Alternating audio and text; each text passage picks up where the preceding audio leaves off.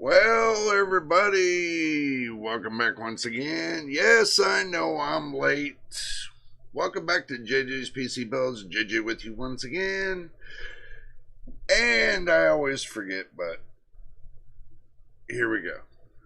First time here, hit the subscribe button, hit the like button. Don't forget about the notification bell. You'll know when I post the next video. Alright, guys. I'm pulling myself together. I do apologize for being late.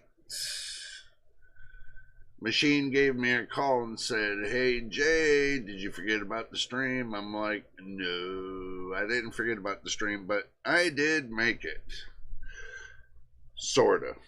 So let's see what you guys been chatting about since I've been not here. And don't forget your drinking snacks, by the way, because I got me a biggie today. Look at this. I got me a biggie ready to go. So, let's see what you guys been chatting about. And I see Cyborg, Machine, MTBK. I'm going down the list. And Cyborg says, get your drinking snacks. Yep. I might be a little late, but yeah, hopefully you guys didn't forget to get them.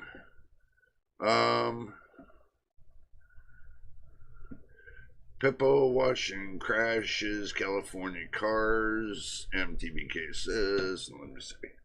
Jay must be on the road running late. Yeah, pretty much I was on the road. Or I'm sleeping at the wheel. One or the other. But I'm here, Cyborg, I made it.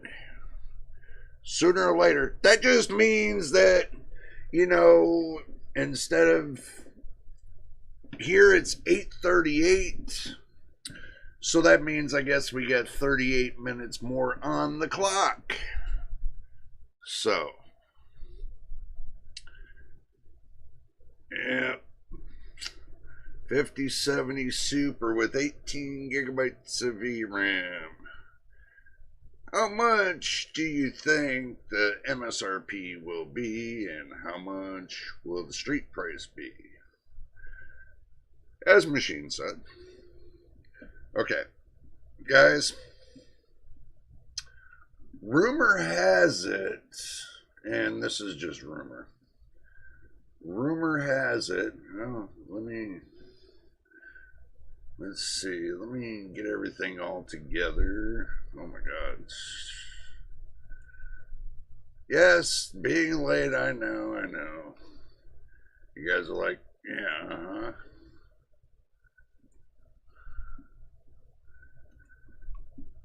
Rumor has it with the Super Series for Nvidia for the 5070 18 gigabytes of VRAM, and that was the 5070 with 18 gigabytes of VRAM, and the 5080 with 24 gigabytes of VRAM. I mean, looking at the pricing,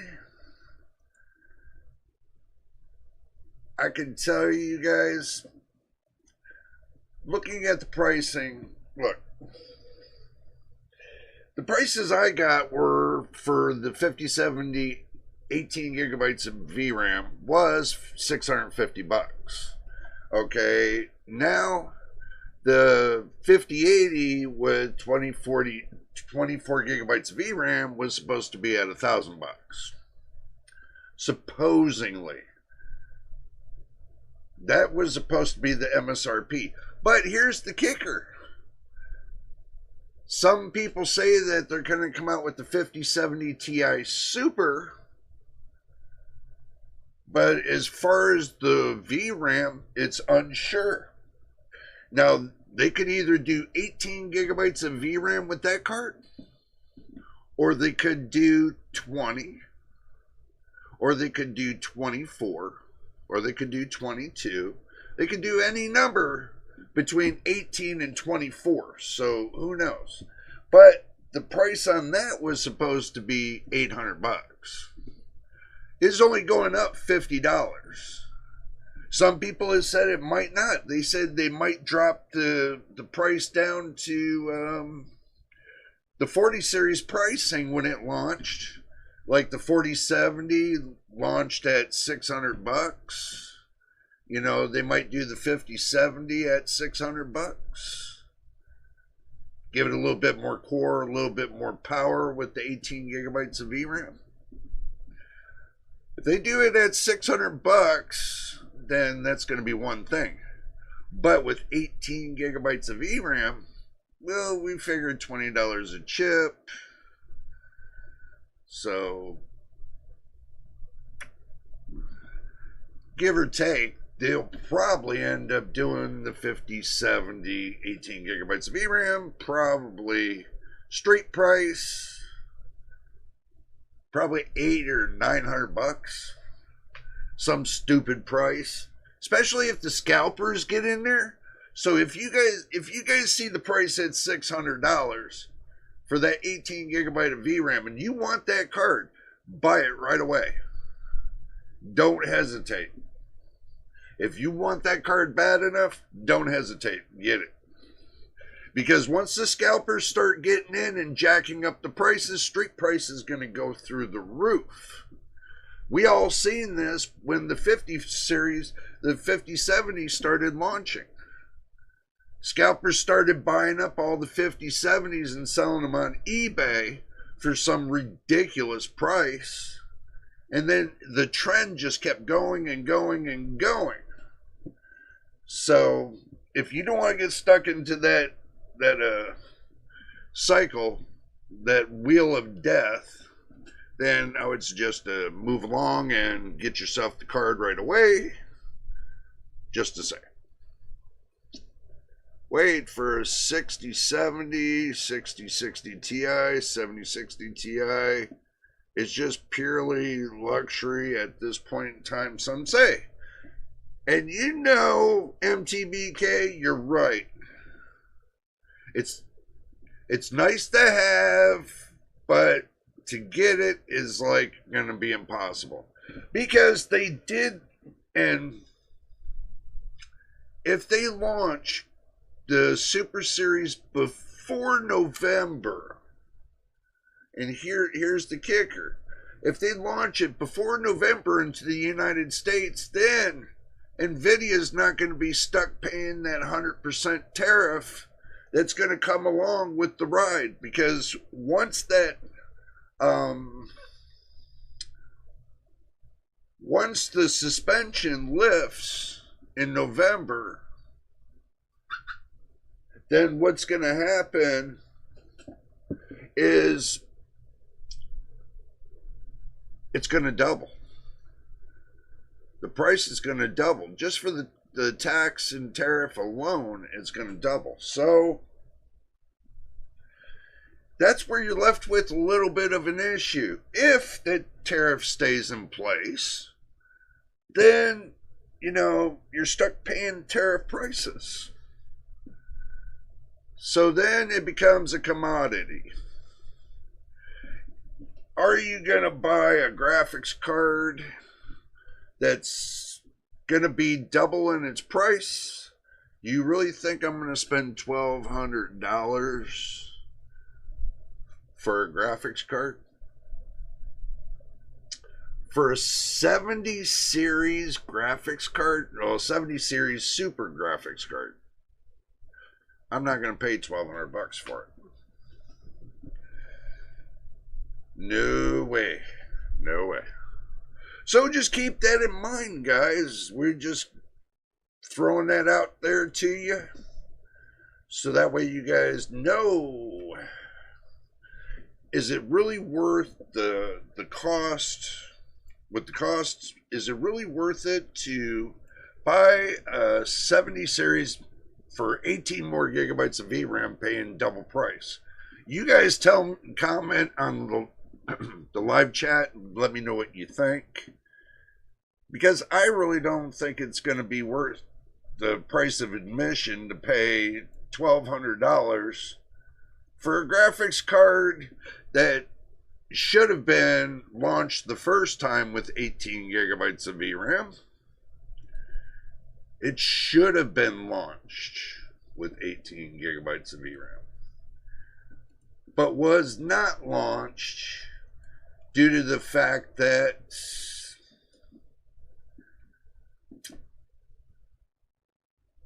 they kind of boo-booed, got greedy.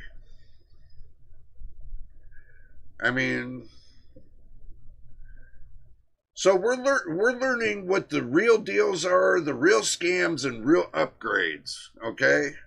I'm trying to put it into the spotlight of what you would look at when it comes to Amazon, Newegg, what they're going to be looking like, you know, but also to Best Buy is going to be stuck into that scoop.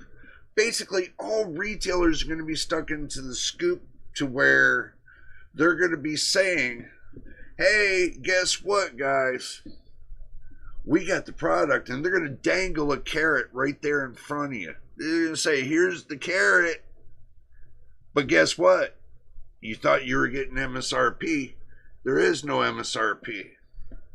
So you're stuck trying to buy that product, and you can't because they jacked up the prices so high. Well, you figured after 100% tariffs, the MSRP, well, just fake MSRP cost, and you figure the retailer cost, the AIB partner cost, and then all the way around that whole circle of life,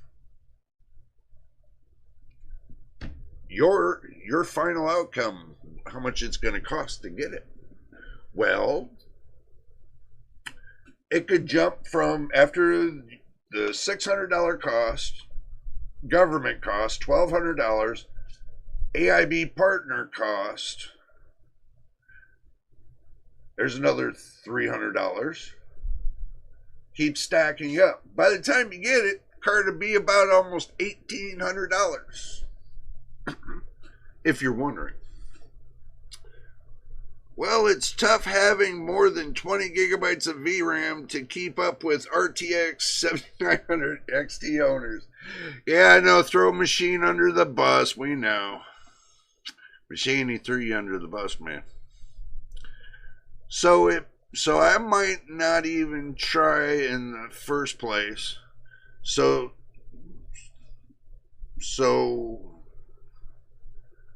this is when 18 gigabytes are good if there is a participation trophy. Yeah. MTBK, you got it right, man. There's no participation trophy in this one. You'll have to buy the trophy yourself and ask everybody else to chip in, because this is not gonna happen anytime soon. Especially when they took away ROPS. You know, they took away 8 ROPS in the beginning, which is still, I asked around, some people are still saying it's a thing. They took away physics 32-bit from the GPU. They made it more towards machine learning, if you notice in their software. But also, too, AMD kind of did the boo-boo with, Redstone. And made it more towards machine learning. I was watching reports on that, too. It seems that and AMD's Redstone ain't no better than Nvidia's programming when it comes to machine learning. So, looks like they threw everybody under the bus. Said, guess what? We're switching everybody up. And believe it or not, the Redstone program, they're switching everybody up. I really want to dig my hands into that so we can dig our hands into it to find out what's really going on. So, my GPU memory is 128-bit bus. Well, yeah. It seems like that's about the new normal right now. They can take and put as much VRAM they want on the GPU, but as far as the bus, it doesn't complement it. I mean, AMD's made many cards with the 128-bit bus with 16 gigabytes of VRAM, but it doesn't complement each other. So basically, they put slower bus with higher amounts of RAM. Is it really going to operate that much faster than their original? Many people have tested it. They said they don't get much more.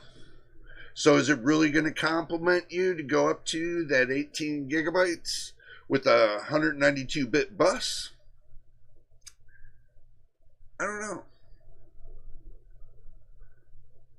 I don't think it will. I think you're still just going to get the same speed as the 5070, just slapped with more VRAM. That's what I think. So,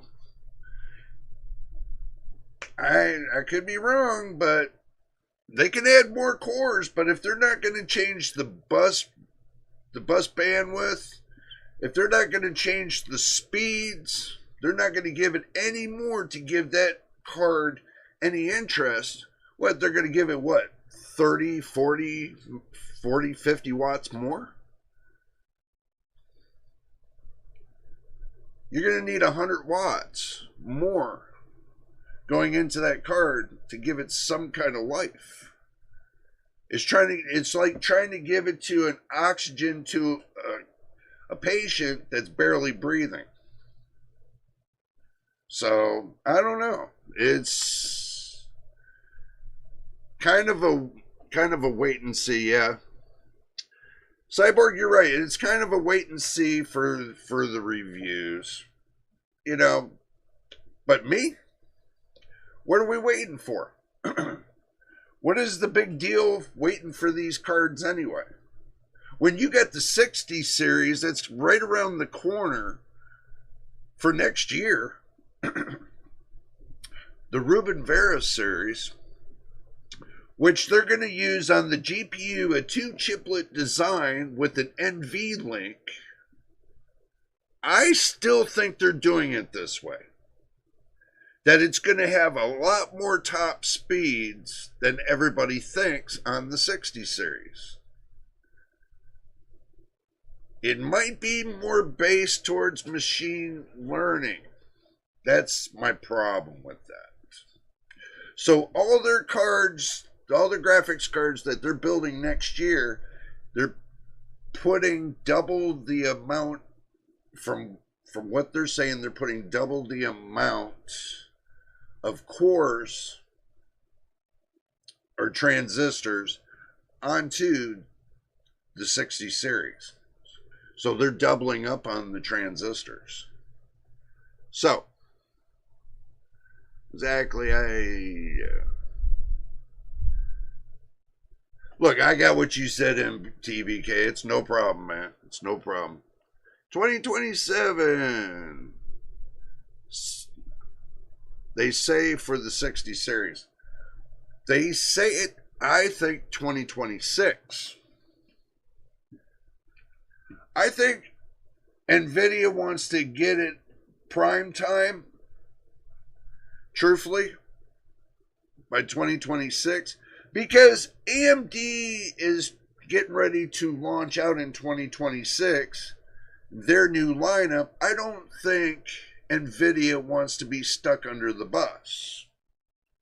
So if they don't want to be stuck under the bus, they're going to come out in 2026 with the 60 series.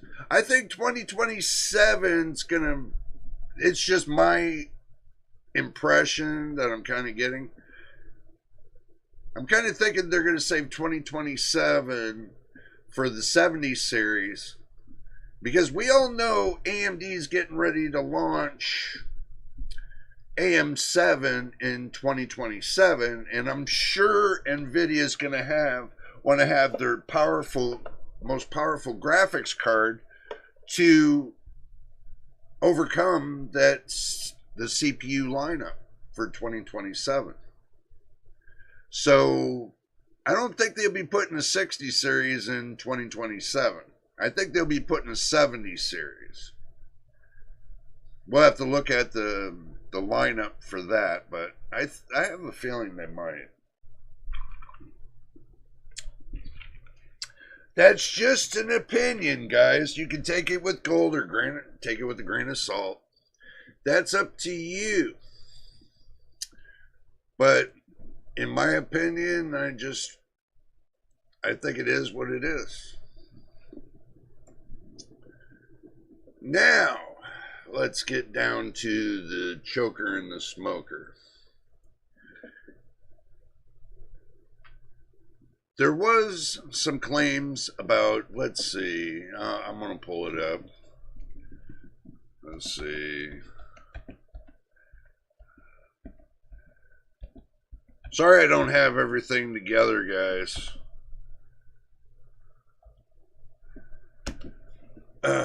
Got on here late, and I guess that's what happens. But we can work together on it. So, let's see.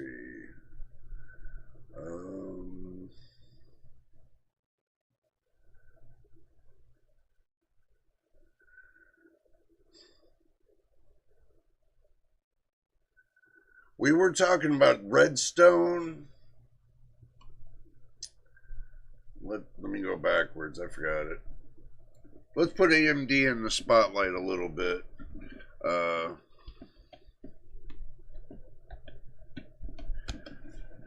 Let's see what we can come up with. Okay, so there we go. Now I'm going to switch you guys to the action screen. Here we go. There. Now you guys can meet me over here. AMD announces FSR Redstone for RDNA 4, Neural Radiance Caching, ML Ray Regeneration, Machine Learning Ray Regeneration, and Frame Generation. I know how you guys love frame generation. So, this is FSR Redstone, powered by machine learning. You guys need to catch it. I mean, this right here, this caught me right off the bat. That caught me right there. So, powered by machine learning, and that's just the sick part of this. I'm going to tell you, I really don't know any more about this. So, there, now we got the big cursor this week, because I'm definitely going to put it out there. At Computex, AMD has presented an evolution of its Fidelity FX Super Resolution technology, FSR 4. Which debuted alongside the RX 9070 series, was just a chapter, and AMD is now looking to leverage machine learning and other technologies to deliver an even better experience for gamers. Now, guys, did we not have a talk about this? Okay, let's go back. Did we not have a talk about this? And you guys thought I was crazy that they were going to do this? Now, and it's starting to emerge. I wonder, was I right when I said this? What do you think Nvidia is doing? What do you think AMD is going to do? The technology for machine learning, they're going to leverage it to use it for gaming. I told you guys before they're going to do this. And look what's happening now. AMD's got it started. And you know, oh, my head itches. Nvidia's going to be doing the same thing. Don't think that they're not going to change the way gaming's going to be. because they're working on it slowly. Tell me if I'm crazy. Tell me if I'm crazy.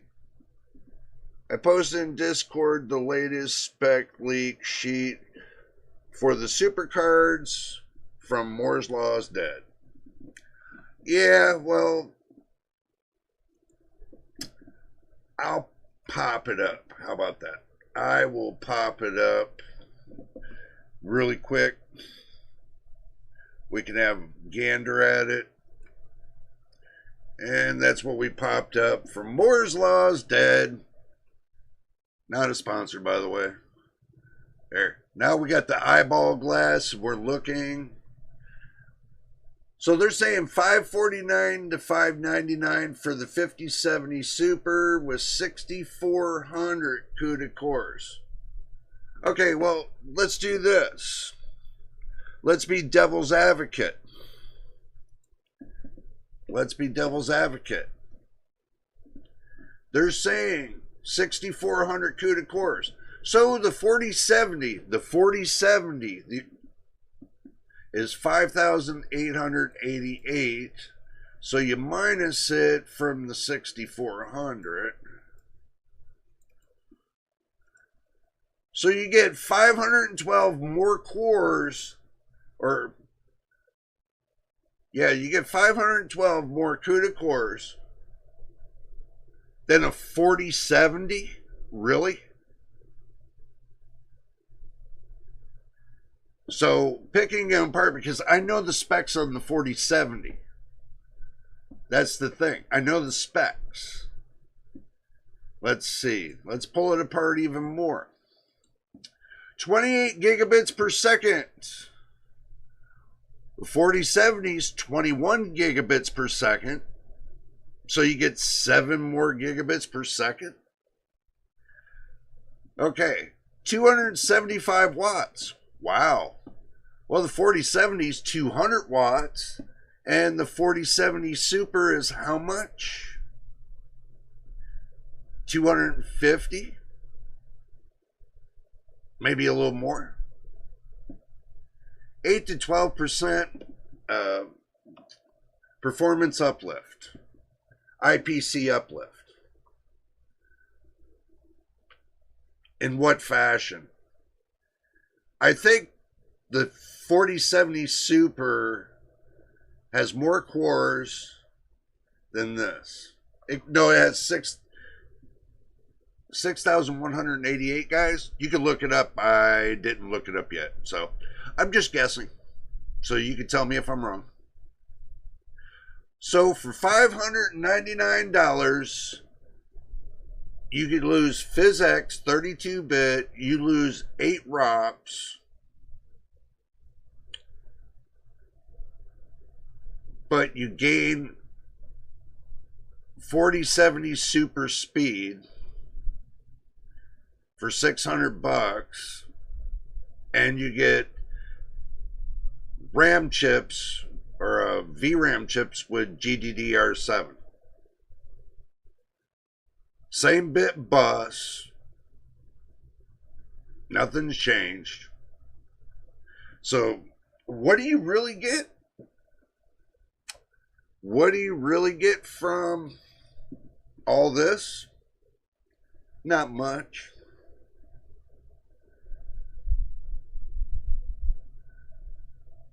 This says probably the most exciting thing. I was told that Nvidia plans to end of life the RTX 5080 and RTX 5070 Ti in October. Wow. This comes from Moore's Law is Dead. I can't make this up because it was posted to me by our good friend Cyborg. This directly points to Nvidia wanting to offer more than 16 gigabytes consistently above the 550 price level. So, wow. We don't need to really talk about the 5080 because you guys know if we're going to talk about the 5080. The only thing that I really see that it's getting more VRAM.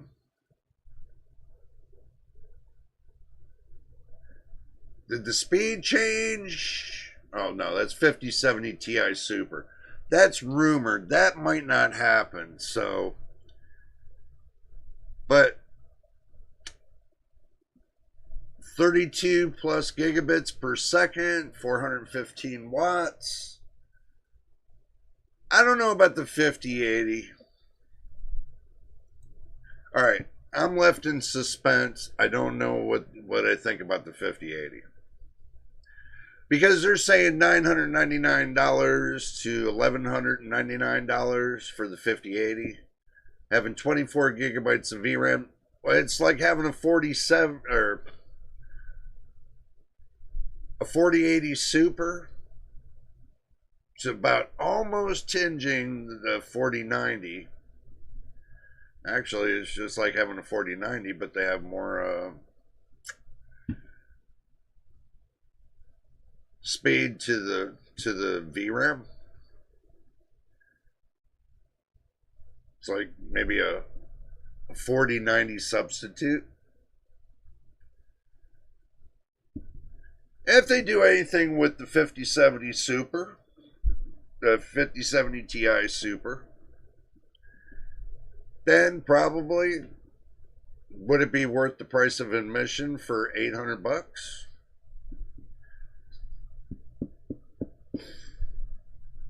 Who knows? I could tell you it wouldn't be the price of admission. It wouldn't be worth it. Thank you, Cyborg, for posting that, my friend. Do much appreciate that. That gives us a good insight. As far as me giving you guys that insight, let's move on. Let's go back to AMD's Redstone and see what else is good. Okay, so we're looking at leveraging machine learning. That's already, a lot of people already said that's going to be almost impossible for them to do. And a lot of system integrators have said the same thing. I told them, like, I'm going to tell you guys, wait and see. Because if they leverage machine learning with some of their software, and they do it with their older graphics cards too. If Nvidia does it with their older graphics cards, like the 20 series, 30 series, 40 series, then you might have an advantage in the long run. The missing ROPs won't matter at that point because they'll be utilizing more of how can you say this? More of what's going on when it comes to the whole 900 yards with your GPU. Basically. So the next step is FSR Redstone, new version of Super Resolution. So it's a new version of Super Resolution and frame generation, which a lot of people don't like, but guess what? It's going to become the new thing. So get used to it because it's the new thing. This version will focus on 3 key features: neural radiance catching, machine learning accelerated ray regeneration. That's a mouthful. And machine learning accelerated frame generation. Interesting. Neural radiance catching is designed to predict where indirect lighting will bounce in a scene, reducing the need for full path tracing. Wow. Y'all love your path tracing, but it looks like they got something new cooking with AMD. We'll see what Nvidia has to say about it soon enough. Ray regeneration is similar to what Nvidia offers with DLSS 3.5, an AI algorithm that reduces the complexity required for ray traced scenes. The scenes is then upscaled using super resolution and following by frame generation. So, I don't know what this image is supposed to give us. It looks like it's moving because you can tell by the blurriness right here. It doesn't look like it's sitting still. So, and somebody stuck a hand here. You know, you can see their hand popping out of the screen, thinking you might have not noticed it. And what else? What else can we find in here that looks like it's wild? They stuck machine learning in there. I know how much you guys are going to love this. And y'all said FSR Redstone was supposed to be bad to the bone. Well, we'll see. Unfortunately, AMD made it clear that FSR Redstone is intended for RDNA 4 GPUs. Looks like you guys ain't doing shite unless you got a 9000 series GPU.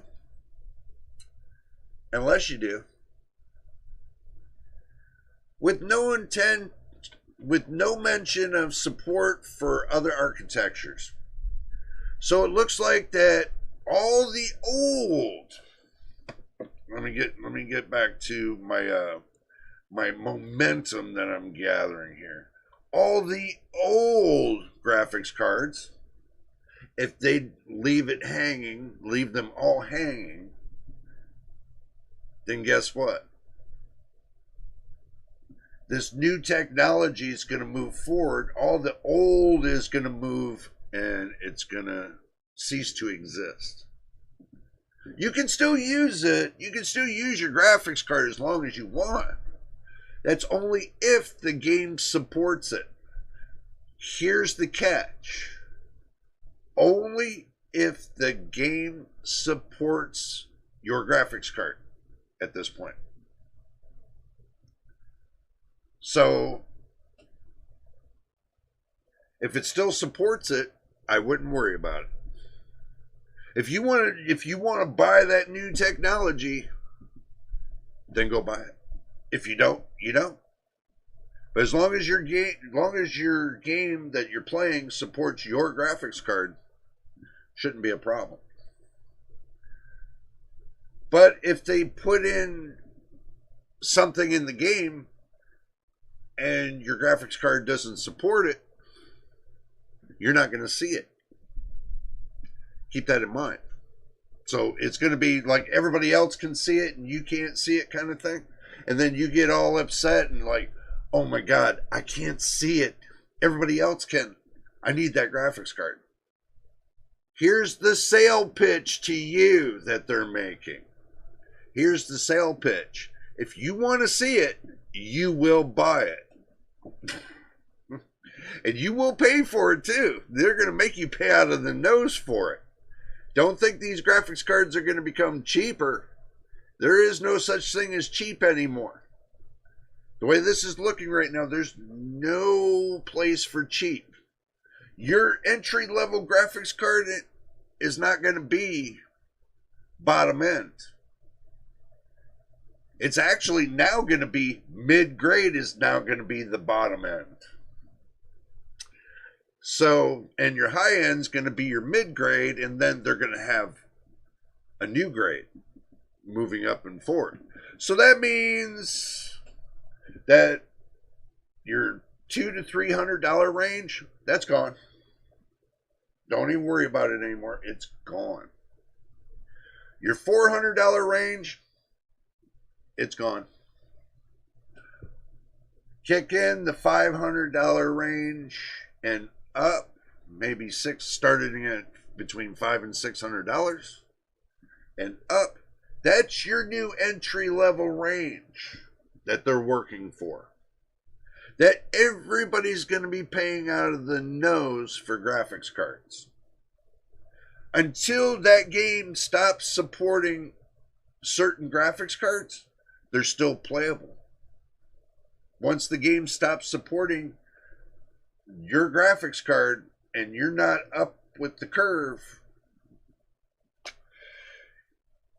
you're stuck not being able to play your game anymore. You're stuck not being able to do anything anymore. So your computer will now, well, your graphics card will now become obsolete. If you can't play any of your games, your graphics card is obsolete. So you have to hang it up and put it on the shelf because it does no good. Then you're going to have to buy a new one to support the games. So that's what it looks like it's coming down to. So $499 for an RTX 6060 Ti 12 gigabyte. That's if they decide to make the new normal the 12 gigabytes of VRAM their machine. That's if they decide that. But I don't think they want to go backwards still using the 2 gigabyte chips, you know, because in my impression of this, they want to use less chips by using the 3 gigabyte chips for the VRAM and use less chips. They're giving you less hardware and charging you more money. Does that seem fair? Come on, guys. Get the chat going. Tell me what you think. Do you think using 3 gigabyte chips is going to be fair to you? Because now you're paying for less product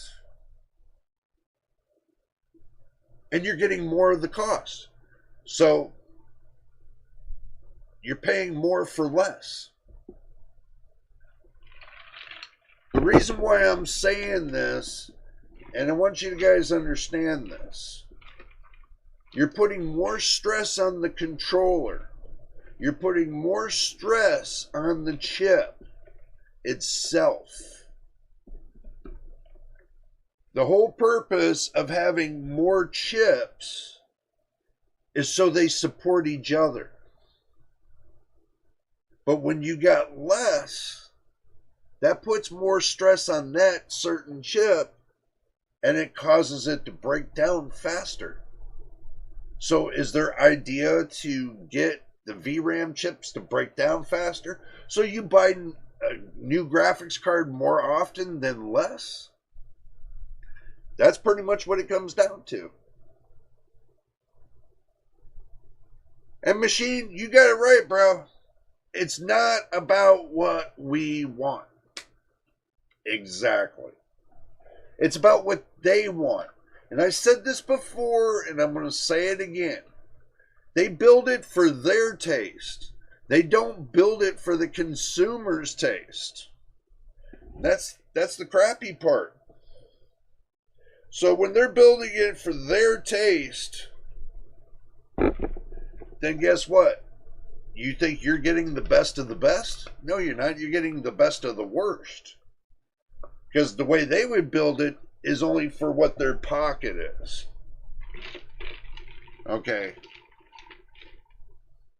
Engineers love money. Especially when they're making $3.5 million a year to sit on their butt and think something up. I wish I could get that, truthfully. I really would. I really wish I could sit on my butt all day long thinking shit up and just get paid $3.5 million just to sit on my butt. Well, actually, I don't get paid $3.5 million because I got my YouTube channel. But the thing is, I'm sitting on my butt. But I don't get paid that. But they do. I don't know, guys. You tell me what you think about that. Should I be getting paid $3.5 million a year for me doing my YouTube channel, thinking stuff up? Let me know. I mean, I wouldn't mind knowing if I can make that kind of money.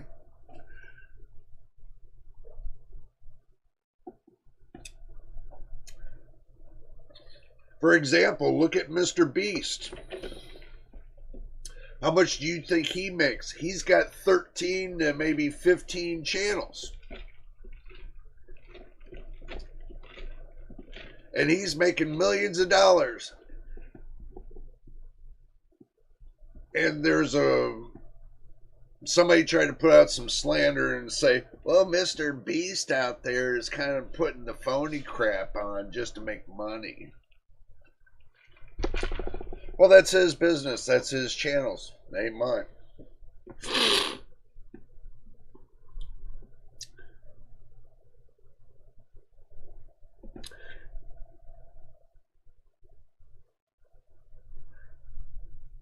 Yeah, you're right, MTBK. They can talk about how efficient GDR7 is. I do agree.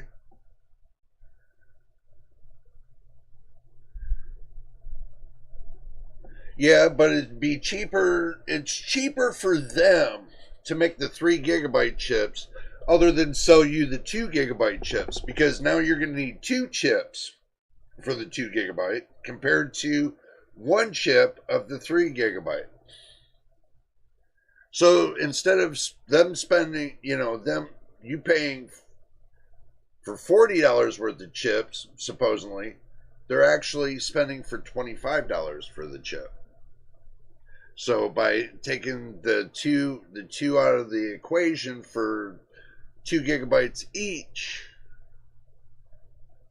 they can do 1 chip, that's 3 gigabytes, and do 4 of them to get 12 gigabytes, to do 5 of them to get how much?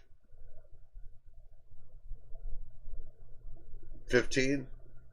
And they could do 6 of them to do 18. So that's populating less on the board. That's the whole thing. Population. So I think engineers,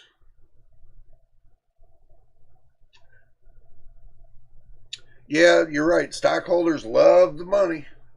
Hey, if they want to put stock in mine, they can put stock in my channel. I'd love that too. Looks like they're putting stock in something that's 96% worldwide owning.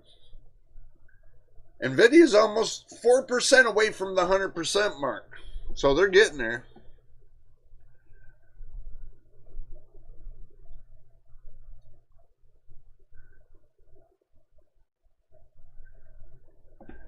So you think the 6060 will be a 9 gigabyte card there, machine?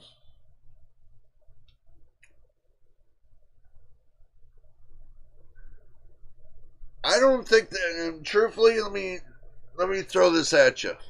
I don't think 9 gigabytes, I don't think 3 chips are going to be enough. Truthfully, I don't think 3 gigabyte chips and having 3 of them are going to be enough balance to do it. They could, don't get me wrong, you're right, they could do this. They could do this. So I just think it'll put too much stress on the chips. Not unless they're built to handle it. I think it'd just be too stressful for the chips. For 3 VRAM chips, I think that won't be enough. Maybe 4 they can get away with it to lower the heat. 4 I think they can get away with, but 3 of them, don't know.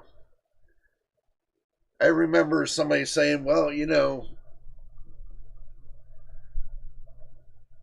AMD at one time was using less amount of chips, but they improved on, this was way back a long time ago. They improved on the VRAM chips. They went from 1 gigabyte chips to 2 gigabyte chips. And people were saying, well, I don't know, the VRAM might not be superficial for 2 gigabytes because that means they got less chips to use. which they were wrong about that a long while back, because going from 1 gigabyte chips to 2 gigabyte chips was the best thing that ever happened back then. Now, this year, going from 2 gigabyte chips to 3 gigabyte chips, that's a whole different ballgame. Let's just hope that the VRAM chips are happy at the end of the day when people done overclock the piss out of them and trying to make them work. Let's see what really happens. Let's see if Northwest Repair doesn't get too many customers over this. Because I started to see that he did a video on, I think it was a 50 series card. So he's starting to get 50 series, so we'll see. A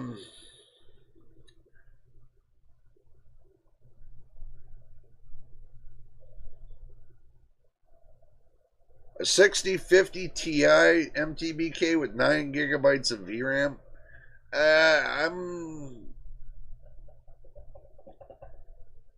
How much do you really think they're going to sell it for? With 9 gigabytes of VRAM. Guys, you know they're going to try to sell it for $400. Because Nvidia is the only company right now doing GDDR7. Intel's not doing it. AMD's not doing it. Nvidia is the only company doing it right now. Other than what they're doing in China, who knows what companies over there are doing it. But I can tell you here, it's Nvidia. AMD's not doing it. They haven't stepped up to the plate to do GDDR7. Might be a whole new redesign. Might be a whole new redesign. Look what they did with the 57, the 9070 and the 9070 XT. If they went to the GDDR7 chips with those graphics cards, I think they would have had better memory performance than they do now. I mean, a lot better. Like 3% better. So,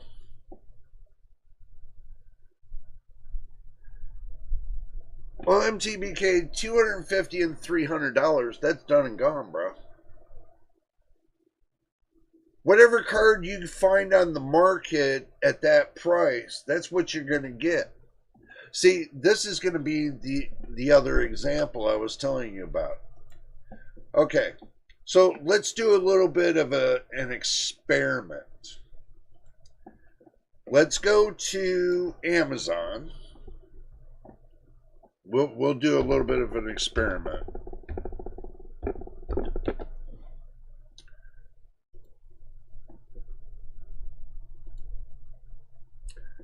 Let's see, graphics cards for gaming PCs, right? Now, see this price thing? You said 250. Let's see. And you said $300.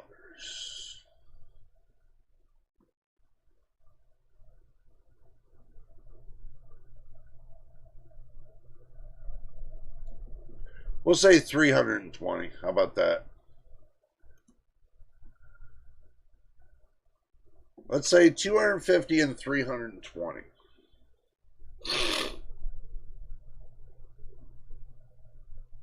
Well, this is just to give you an idea, MTBK, because you brought it up. And let's see, at this price range, what can you get? 5060, 8 gigabytes? You're not going to want to buy that. The 3060, it's about $300. Yeah.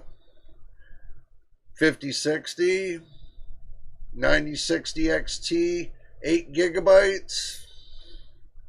Let's see, 5060, 8 gigabyte, 4060, 8 gigabyte. Let's see, a 4060 OC, A770, 5060.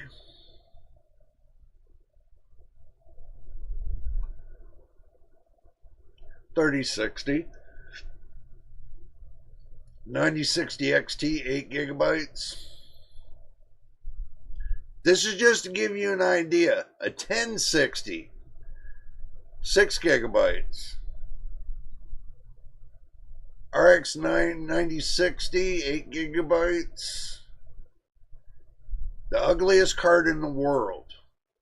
But it's a 7600 Steel Legend. That's $270 too. So 3060 off-brand card, don't know, just a piece of plastic, whatever there. 8 gigabyte card, GDR6. ASRock Challenger 6600. Look at this, Challenger AMD RX 6600, 8 gigabytes of GDR6 with a bronze power supply, 550 watt. So you get 2 of those for $266. 3060, no, that's a back plate. I don't consider that. Well, yeah, it's a 1060. So, some off-wall graphics card, I guess, China-based. So, looking at all that like that, you can see there's nothing but garbage. When it comes to gaming, you might get in between 6 and 8 gigabytes of VRAM. Unless you want a 3060 with 12 gigabytes of VRAM, that'll be about the only card you're going to find on the market for the next 4 years that they're going to sell, that they're going to just leave it there dangling a carrot in your face for $200 to $300. So,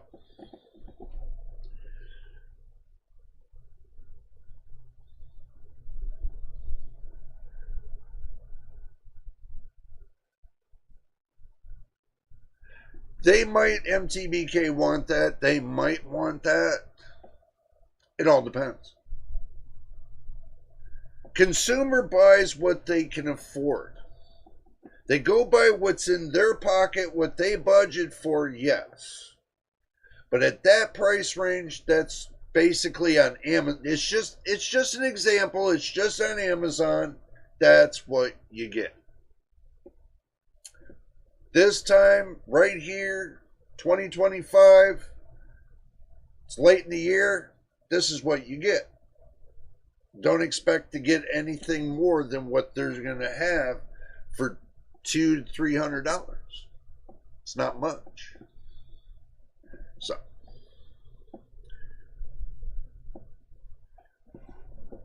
for them to go 9 gigabyte, that would mean 96-bit bus, which is unlikely to happen. So I would guess 12 gigabytes on 128-bit. But fake frames. Good to see you. Welcome to the live stream, by the way. But if they didn't put a power connector on there and they wanted to sell it as small form factor, yeah, they would do it. If they wanted to sell it as small form factor without a power connector. Because if you look at the 6400 to the 6500, that doesn't have, they probably do have a power connector, but if they don't, like they got a small form factor 3050, they can probably do that. But with 96, well, the 6500 XT has 96-bit bus. No, it has a 64-bit bus or something like that. I have to look it up. I don't have that off the top of my head. I know it's somewhere 64, 96, but I know it wasn't 128-bit. So, that would be a 6050. Probably.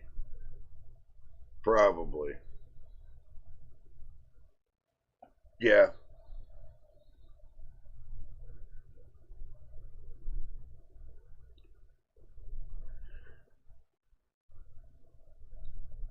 Well, MTBK, I would hope that they don't have anything faulty on the cards. But you never know. New cards come out. They always got a fault somewhere. It's the same song and dance we all go through. We all expect to happen, so it's nothing new. Oh, yeah, it's a 64-bit on the 6500. Yeah, like I said, I wasn't sure if it's 64, 96, or whatever. But that's only got 8 gigabytes of VRAM, or no, 4 gigabytes of VRAM.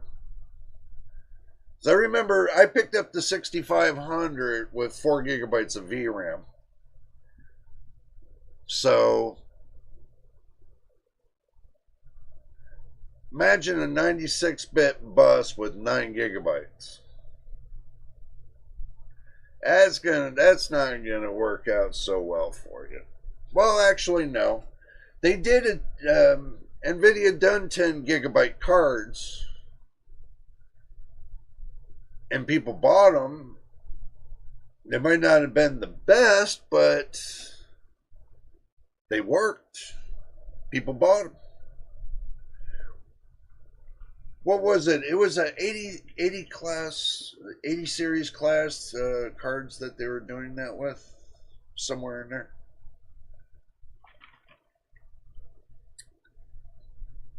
Yes, machine. I'm looking at Discord right now, my friend. And if you want to be on the chat, you want to get into the action, you know, you can always go voice chat on Discord, and I always can enable it if you wish. Just saying. But looking at what Machine posted, and I'll just do this. We'll go over here. Boom.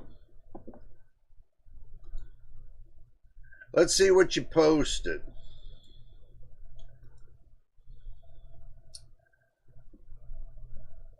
The Swift 210 7700 XT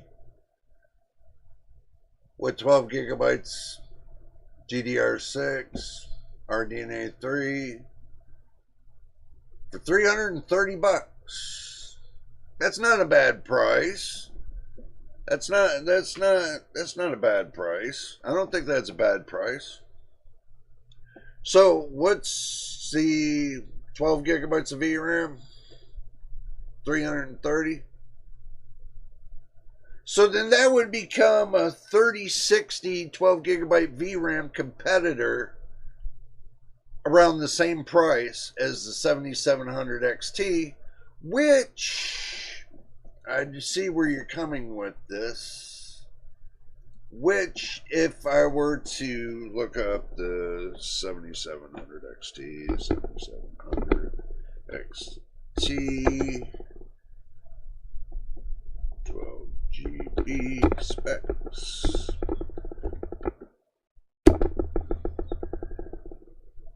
Let's see, tech power up, and then we'll look up the 3060, 12 GB specs. So, okay, this is what I'm going to rock with you guys on. Let's see. 3060, let's start here. GA 106, it's got 3,584 cores. It's got 112 TMUs, 48 ROPs, 12 gigabytes, GDR6, 192-bit bus. Okay, 7700 XT. Let's see. Difference between the cores. This has got 3,456 cores, 216 TMUs, 96 ROPS, 12 gigabytes, GDR6 192-bit bus. Looking here, 192-bit bus, 192-bit bus, 12 gigabyte, 12 gigabyte. Let's see, 48 ROPS, 96 ROPS. Looks like AMD's in the lead. 112 TMUs, 216 TMUs. AMD again in the lead. The cores are not that far off from each other, within 100 or so. So, competitors, I would think those two would be a good competitor to each other. I would think. So, now that y'all went nuts on Discord, let me see how much you went nuts. Let's see.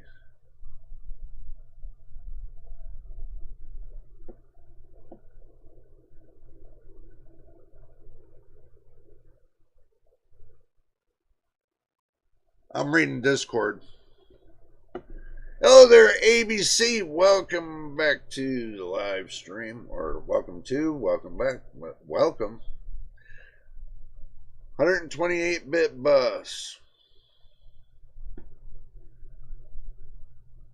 Okay. So, machine, you popped up all this stuff for me to look at. But we're going with the 9060 XT. Baseline to the 7700 XT. You're saying that the 9060 XT, is that 16 gigabytes? Let's see. 9060 XT, 16 GB specs.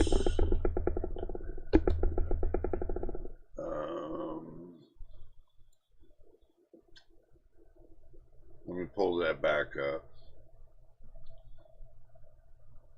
Yeah, it is. All right. Well, this is what Mr. Machine pulled up for us. So, I got my big head in here. Let me go ahead and make it smaller a little bit. There we go. Okay. So, looking at this, the 16 gigabyte 9060 XT machine pulled up. The 7700 XT is 3% faster for $329 compared to $380. So $330 to $380, a $50 difference for 3% more performance. That's what you're saying.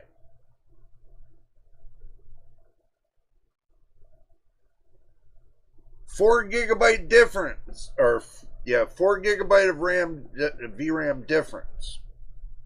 12 gigabyte, 16 gigabyte. So, is 4 gigabytes really worth that extra $50? So is it really worth that extra $50? Well, if you look at it, if they're 2 gigabyte chips, you're spending $40 in chips and $10 in labor.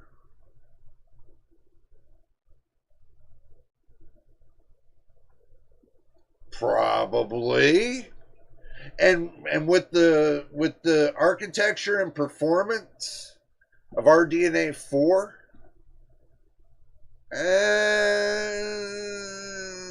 I'm going to kind of lean to the favor of AMD on this one. Sorry to say that. I'm kind of lean in the favor of AMD. Pretty much. Because even, you know, Well, yeah, they're both AMD, I know, but with the 9060 XT, 16 gigabytes, I'm going to lean more towards that.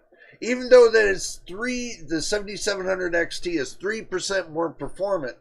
But if you put them side by side and you max out their VRAM, the 9060 XT is going to overtake the 7700 XT. So, I don't know. That's kind of a it's a good comparison, I think. So,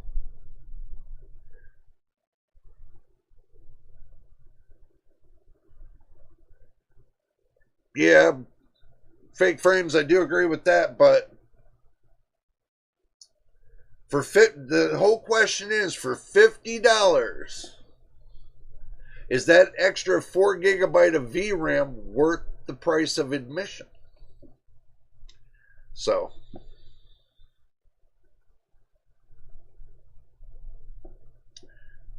that's what you have to think about.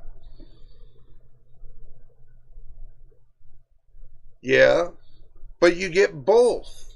So, for the extra 50 gigabytes, you're getting FSR4, you're getting 4 gigabytes more VRAM. So,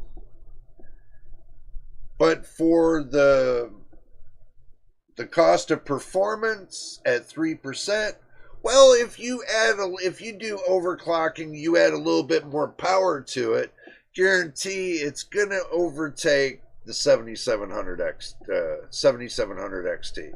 The 9060 XT will take over the 7700 XT, especially them running relative performant at stock. So we don't know what their relative performance could be. We'll look it up sooner or later. So, but yes, I know, machine. It depends on your want and need. Yes, but let's say your want and need, and you only can afford that $330 card. Are you going to wait an extra 2 weeks to get that extra $50? Possibly you could if the 9060 XT 16 gigabyte is going to stay stable, which it has been for 2 or 3 weeks stable at $380. But how long is that going to last? Who knows? People are going to figure out that they can take and probably go to Micro Center, get a whole platform for $330, turn around, slap the 9060 XT 16 gigabyte with it, and put an 850 watt power supply with it with a decent case for under $1,000. Well under $1,000. If you use your head correctly. And you can game the piss out of it. So, that is what it is. But to use a 7700 XT to do the same thing, it could, but I think it'll struggle on some titles. So,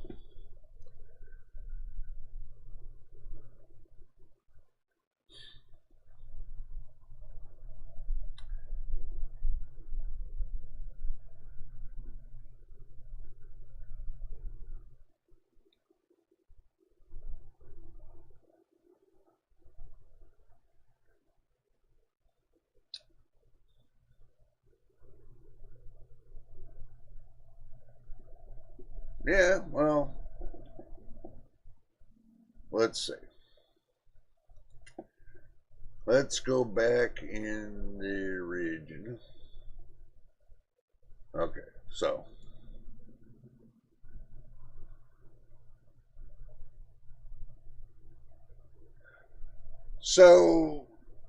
we looked at what you posted there, machine. $630 for a 7900 XT is not bad.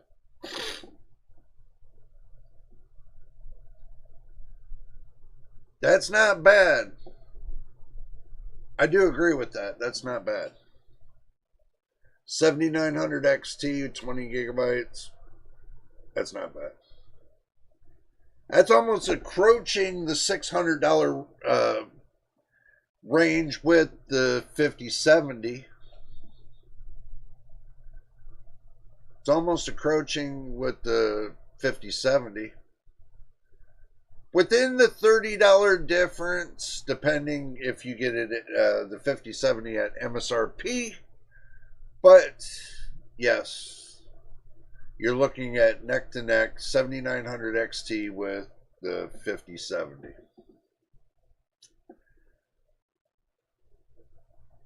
So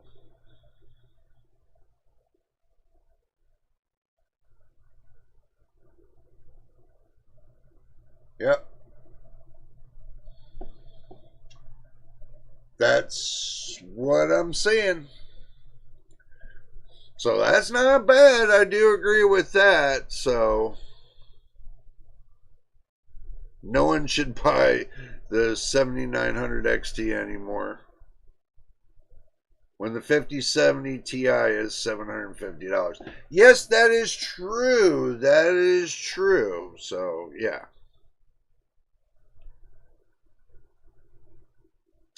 Well, let's see. Let's get down to the facts of the 5070 Ti specs.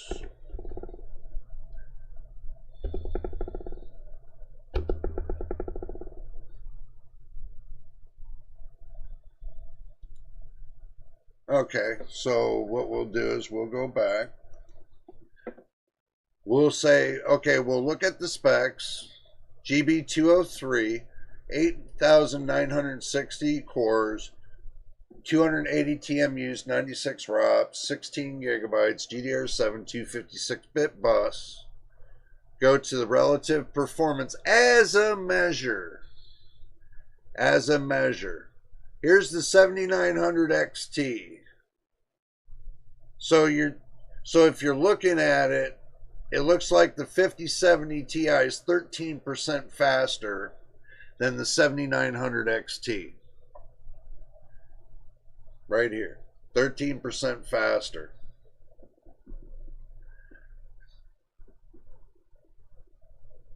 Price-wise, you showed $630 from $750, so you take your $750 and you minus your $630. So $120 difference, guys. $120 difference for the 13% more. So tell me, is the $120 worth the price of admission for 13% more performance? But here's the caveat. You got 16 gigabytes of VRAM on the 9070 Ti.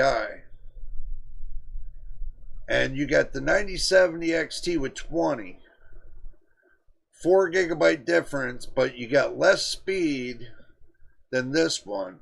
So is the $120 worth the price? That's the question. So,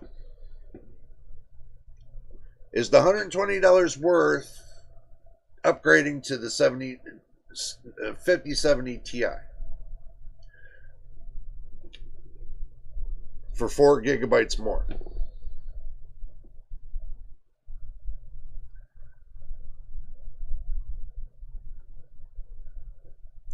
Yep. Looking at the 5070 Ti, you got a 256-bit bus, but then you look at the 7900 XT specs.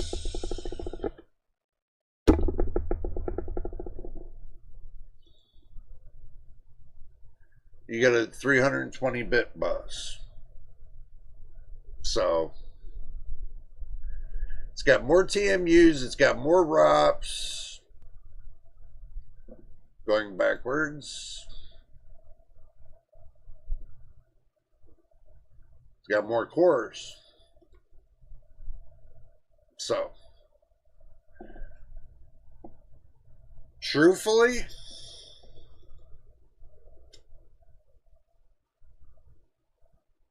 for the performance gain of 13%, for $120 more for the 5070 Ti, I'm going to tend to agree with fake frames on this one machine. Relative to the performance, the 5070 Ti with ray tracing at 16 gigabytes of VRAM. Yeah.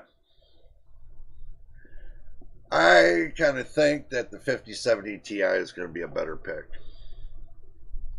Because the DLSS is, you know, with all the eye candy and everything else, yeah, I tend to agree with him. So,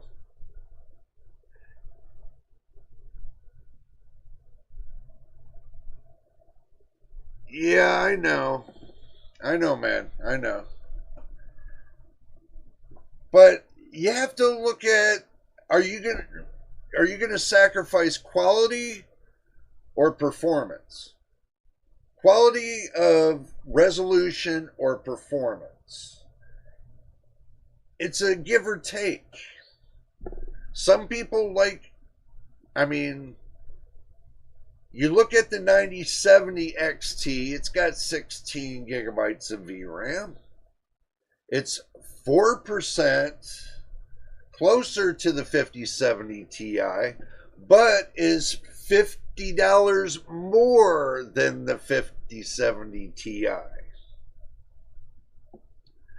So you have to think about the good and the bad. You want to tell somebody, well, the 7900 XT is a generation old compared to the 9070 XT, which the 7900 XT will not get everything of RDNA 4 or FSR 4 when it comes to a lot of things. It's going to be behind in the times. So your competitor, the 9070 XT, with 16 gigabytes of VRAM, is 4% closer, but for a higher price. Is it worth the price of admission? And you're asking yourself this, is it worth the price of admission? I don't know. I really don't think so, truthfully. I still think the 5070 Ti is going to be better in resolution. And it's going to be better with its overall performance.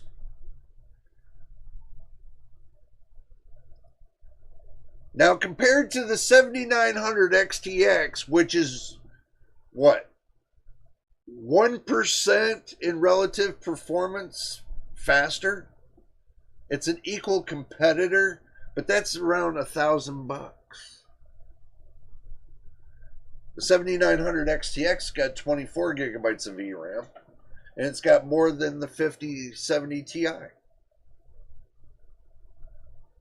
But the downfall, see, the upfall is that the 7900 XTX has better rasterization, but when it comes to the 5070 Ti, it's got harder ray tracing than the 7900 XTX.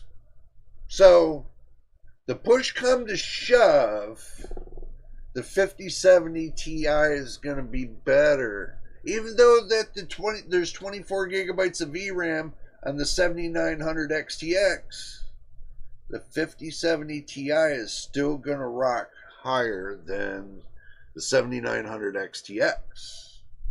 So don't feel butthurt about it. Is because everybody wants that ray tracing. So keep that in mind.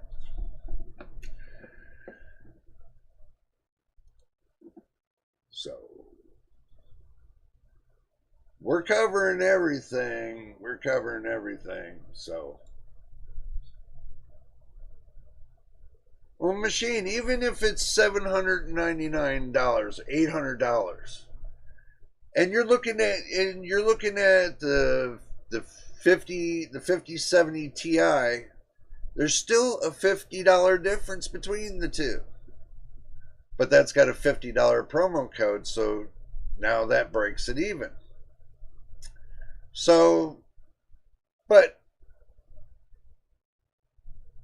people want ray tracing, and those two cards are going to compete. That ASRock, here, I'll show you all.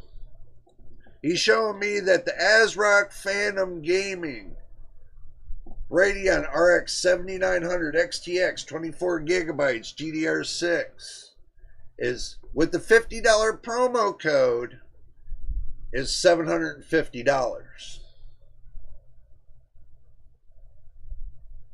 Okay, that's what he's showing me.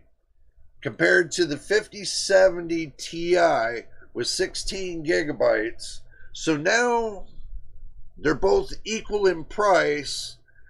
The 7900 XTX is 1% faster, but now you're looking at 8 gigabytes more of VRAM for the same price on the 7900 XTX. So you're going to have to make a choice. 5070 Ti or the 7900 XTX at this point. But the prices are always subject to change, so do keep that in mind.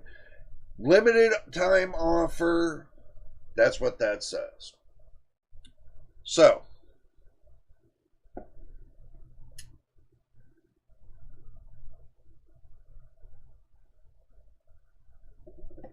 thoughts? What do you guys think? Thoughts?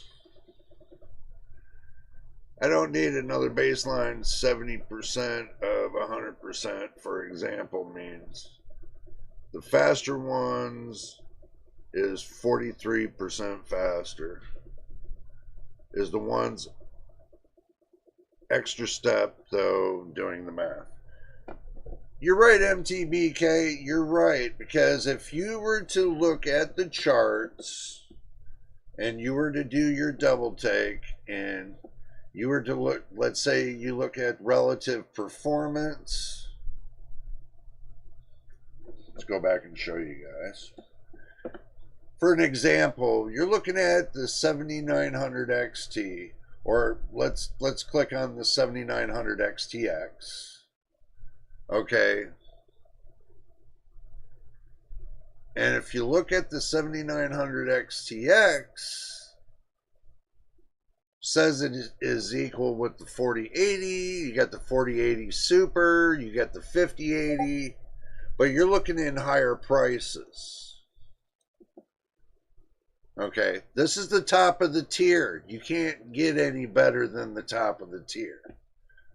Not unless they put the 6000 Pro in there right above the 5090 and add 15% more performance to it.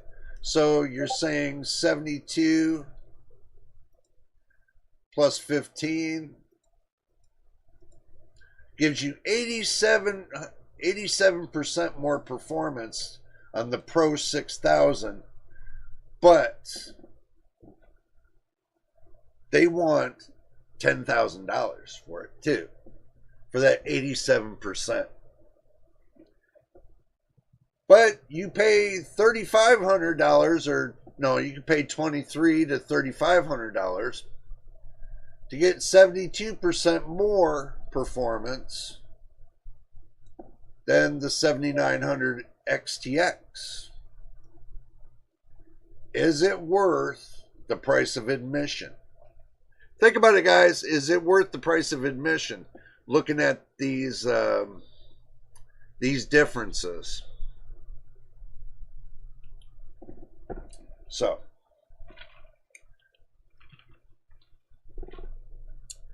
all right. Let's see.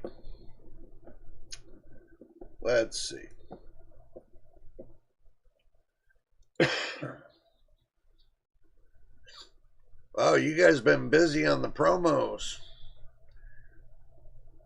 I'm sorry, I won't put them on my channel because those right there, those are other people's machine.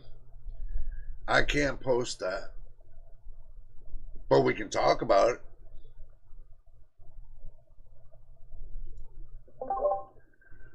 State your piece, brother. What? State your piece. You're on the call. I don't know. I don't work well under pressure. Nothing. Talk to me about these examples you just posted.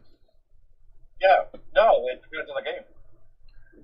If it's I put the RT one on there. Well, explain them. So the Cyberpunk one, if you put that up there, that's RT overdrive. The Nvidia card blows it away. Well, let's talk about the 9070 XT, the 5070 Ti, and the 7900 XTX. Let's look at the overall performance that each one of them are doing. Okay, so the 9070 XT is what? It's 61 FPS on certain games that have 1440p, very high settings, and RTGI max. Yep. Do we know what RTGI means? I can't remember. This game is it is Assassin's Creed Shadows. Assassin's Creed Shadows. You guys post in the live chat, what is RTGI? Let's see if you can pick your brain. That'll be the question for the group. Let's see if everybody's paying attention this week. Tell me what RTGI means to you. I can tell you what it means to me, but then this wouldn't be exciting. So. I'll hold off. I know what it is. I do too. So, but I'm just going to move on. So the 9070 XT was, you know what? I just don't want to post other people's stuff when it comes to their numbers, but I'll talk about it. I'll talk about it. So you're looking at 61 FPS. With the 16.3 millisecond delay on the frame time for the 9070 XT. And they're looking at their high being 65, their 1% lows being at 56, and their 0.1% lows at 51. That's not too bad. The CPU is running at almost 49C at 21%. That's really good. And they're hitting 5.2 gigahertz at 61 watts. And the GPU was at 51C at 99% at 3. 9800X3D GPU. 9800X3D. Yeah. We're looking at 3.16 gigahertz on the graphics card at 318 watts. So the VRAM was 81 degrees, however they got that number, but they're using 21. See, this is where I'm kind of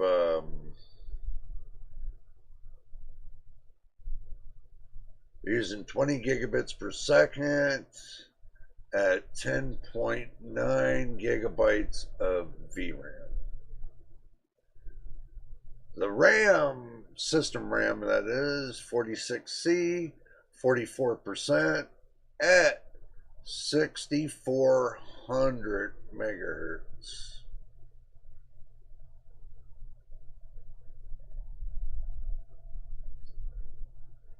So why does 13.7. AMD use more RAM for the same? That's just the way they are. They're power hungry. They're RAM hungry. They're all hungry. They'll use. See, when they push more power to their cores, they use a lot more of them. See, now with most of your Nvidia, they like to keep them kind of in the wraps, like kind of keep the power down on them. So basically, you won't push. You can push it to a higher power level on Nvidia, but if you got the CPU to push it, that's the only way to get Nvidia cards to really pop, is to have the CPU really push it. Because if not, then that card's not going to pop. You'll just be wasting your time. So Fake Frame says the 3090 Ti is going to age better than the 5070 Ti and VRAM heavy titles. Yeah, I do agree with that. Real-time ray traced global illumination. Yep. If it's ray traced global illumination, that's correct. Yeah. But machine, from what this has shown me, that the 7900 XTX is better than the 9070 XT and the 5070 Ti. Right, but go to the next screen that the next one will show you. Okay, so we're on the car scene. That is Cyberpunk with ray tracing overdrive.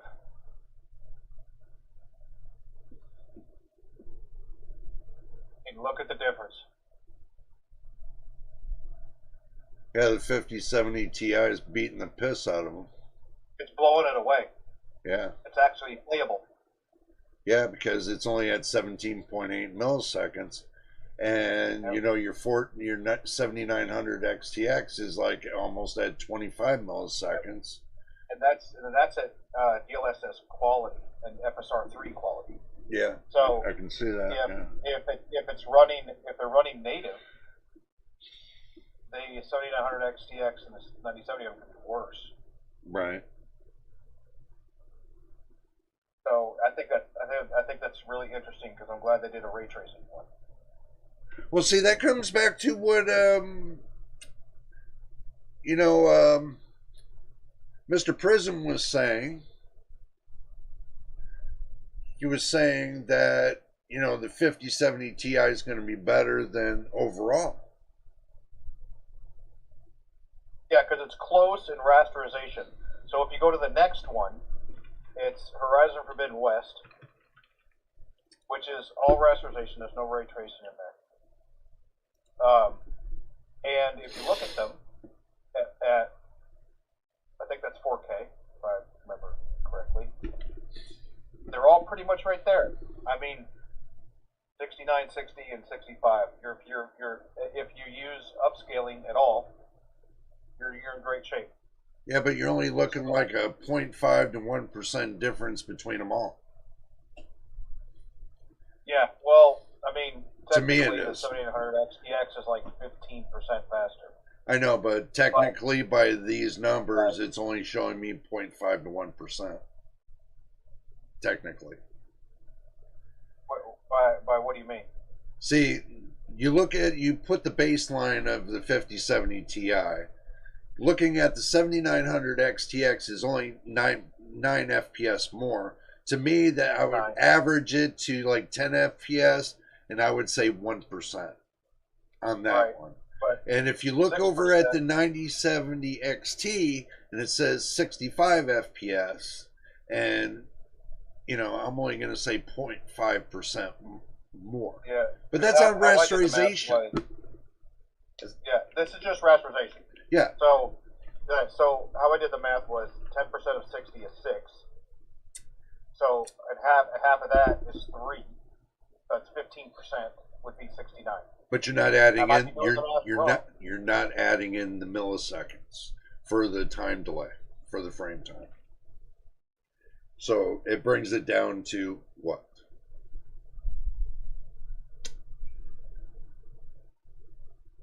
If you got a frame time delay that major between, okay, my average, I'm going to say, is between 12 and 18 milliseconds. To have a 1-to-1, you need to have between 7 and 10 milliseconds. Well, isn't it the higher the frame rate, the lower the frame time, latency? You're talking about something that's slowing you down, not speeding you up. Because if you say, okay, well, it's at this speed here, not through the whole game, there's certain parts of the game that FPS is going to tank. They're only showing you one piece where it doesn't tank. That's where they try to catch your eye. They catch your eye at that one point to where it doesn't tank. But in other parts of the game, it could tank. It could drop below down to 50 FPS, man, because of the frame time. Come on, guys. Think about this. Think about it for a second. If you got more latency in other parts of the game, it's going to lower your FPS. So are you trying to tell me these are the averages right here at this one moment? Because he's in a motion, if you look at it carefully, he's in a movement motion. And he snapshotted it right there. At that one point in time, he found one spot that give him the best FPS he could find. And he snapshotted it in a running motion. So it could be that other parts of that game, it could tank. Well, he runs around in the game like I snapshotted it, but it shows it for about 30 seconds in each part. That's 30 seconds. You got how many minutes into the game? I know. So you can't tell everybody that it's going to be this right here, but in other parts of the game it could be lower. So I'm averaging the frame time that I'm seeing right here and the foliage and everything else, and I'm averaging that into with the FPS. I can already tell you it's going to drop. Like the 9070 XT is going to drop from 65 FPS down to 51 or 52 because of the frame times. I can already tell you that. Just like the one for the 5070 Ti, or 5070 Ti. It's at 60 FPS with the frame time of 18.6 milliseconds running, but that frame time could go up depending on the foliage and where he's at, and it can make that 60 FPS tank all the way down to 51. So these cards are only running on the average of the same in that game.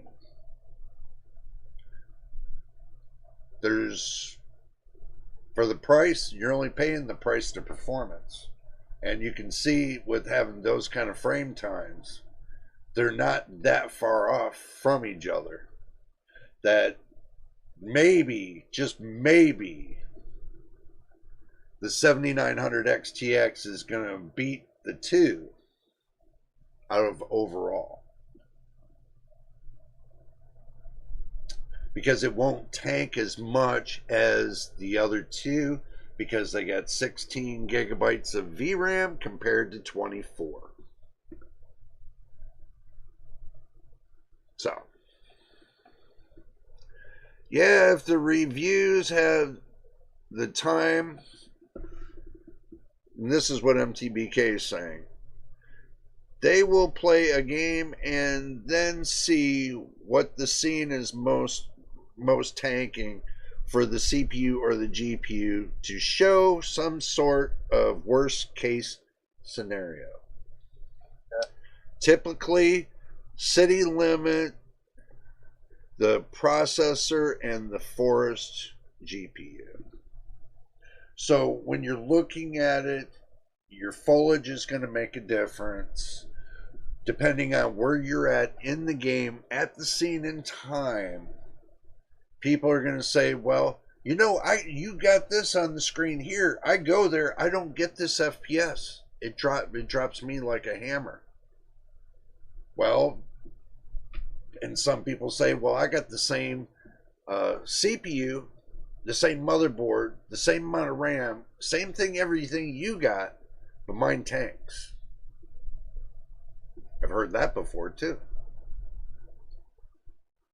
Somebody said to me, and this was a long time ago, somebody said to me, I have the same CPU as you, I have the same motherboard as you, I have the same amount of RAM as you, and the same brands, 100%, but they had the same graphics card, everything, same amount of power supply, everything.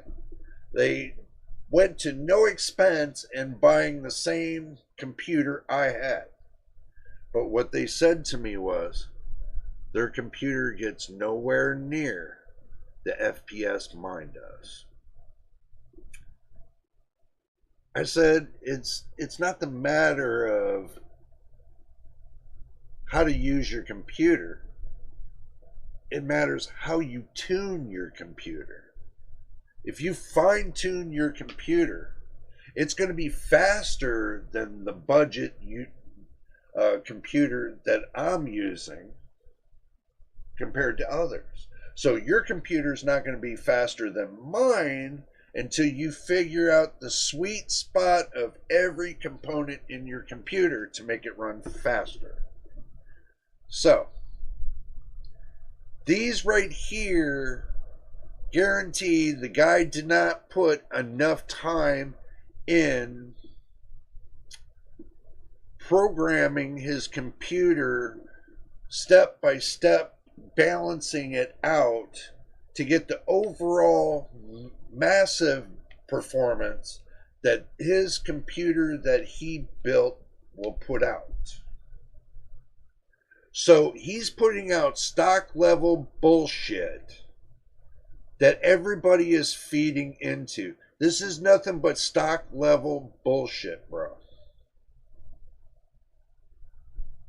If it's under 100 FPS, it's all stock level bullshit. Okay? I tell everybody, don't feed into this. You feed into the fact when it's over 100 FPS and it gives you great visuals with no stuttering, no artifacting. Anything below that, it's all crap.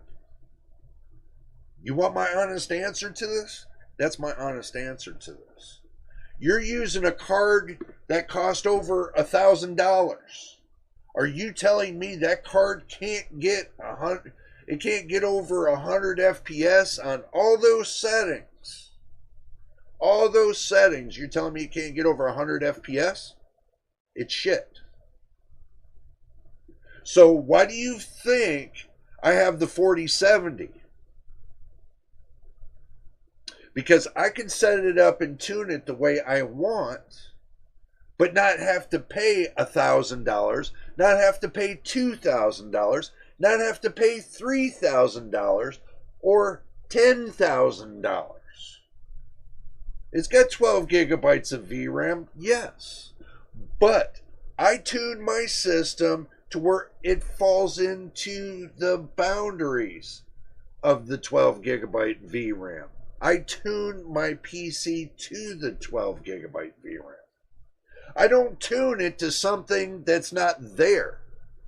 That's what I watch everybody do, and that's the stupidest thing you could ever do, trying to tune your system to something you don't have and make it tank like crazy for that cause and effect, For what?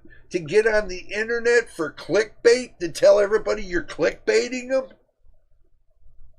Tell them the truth about the card. Don't tell them what the card can't do. Tell them what the card can do.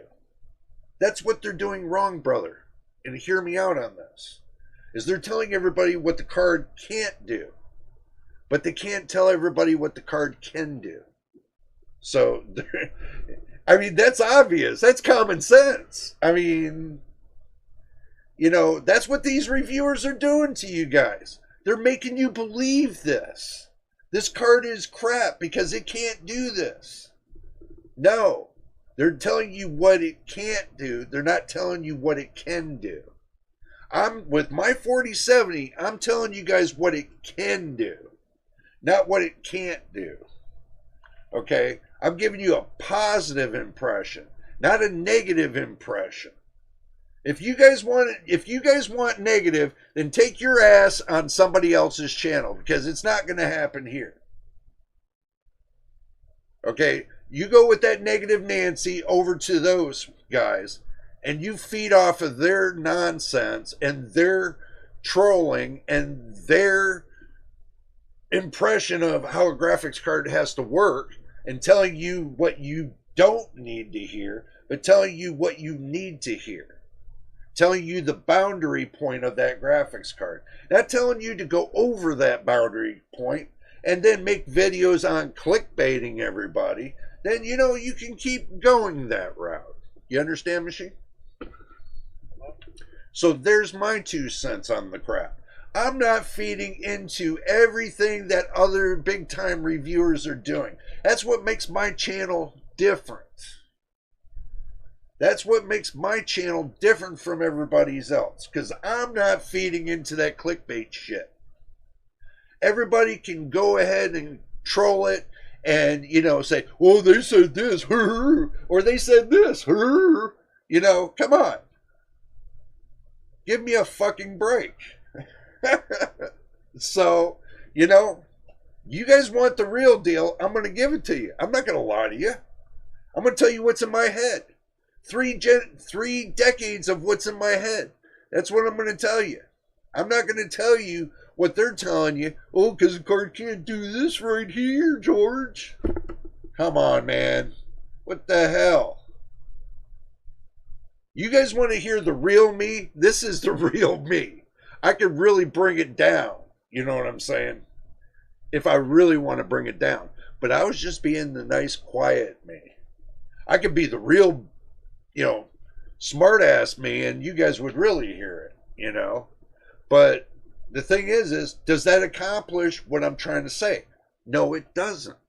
I'm trying to tell you guys to focus. Don't focus on what the card can't do.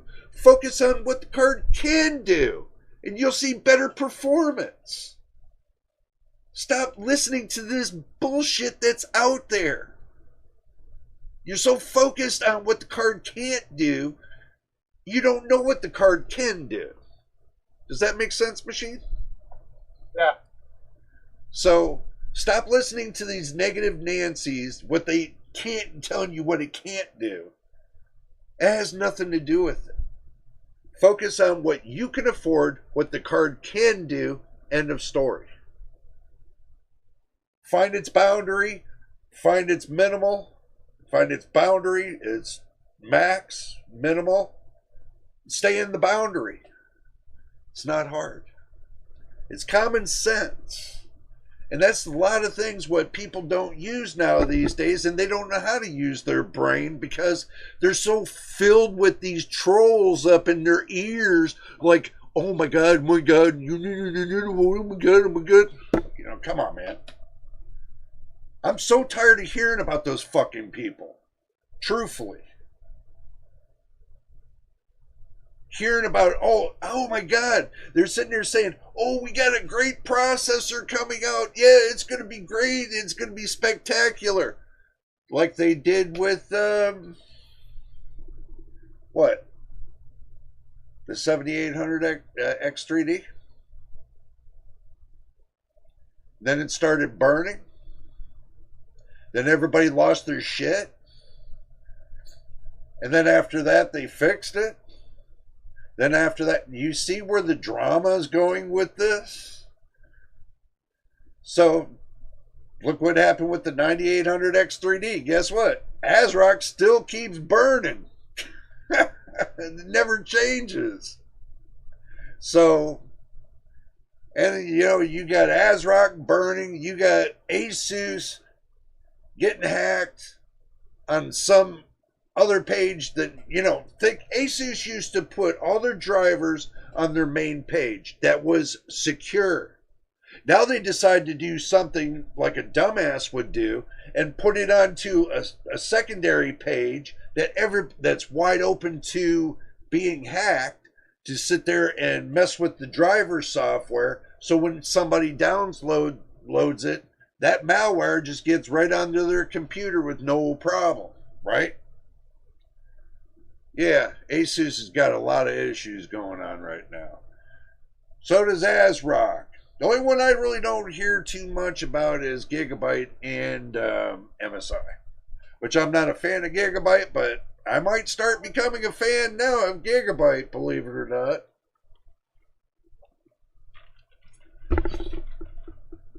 Machine, what's your 2 cents, man? I just totally blasted. I totally went into blast mode, you know. Yep. So I don't know. I mean, this has been just edging at my mind for the last almost, god damn, 30 years, 32, 33. No, actually 37 and a half years. How these epic rant. Epic rant. Yeah. I'm glad you got it all out. You feel better? Yeah, somewhat, but people are still going to be left into the bush because they keep being their focus. See, if they keep focusing on the thumbnails, right, it's going to keep drawing them in and sucking them in to clickbait. All my thumbnails on all my videos are from me, my mind. So that's where my soul goes. Yes, in the beginning I used to take and go on to Google Images, and I used to paste them all together, you know, take pieces here, pieces here. But now, you know, yes, I do have AI helping me build them, but I am programming AI to build what I want. It's you doing my image now.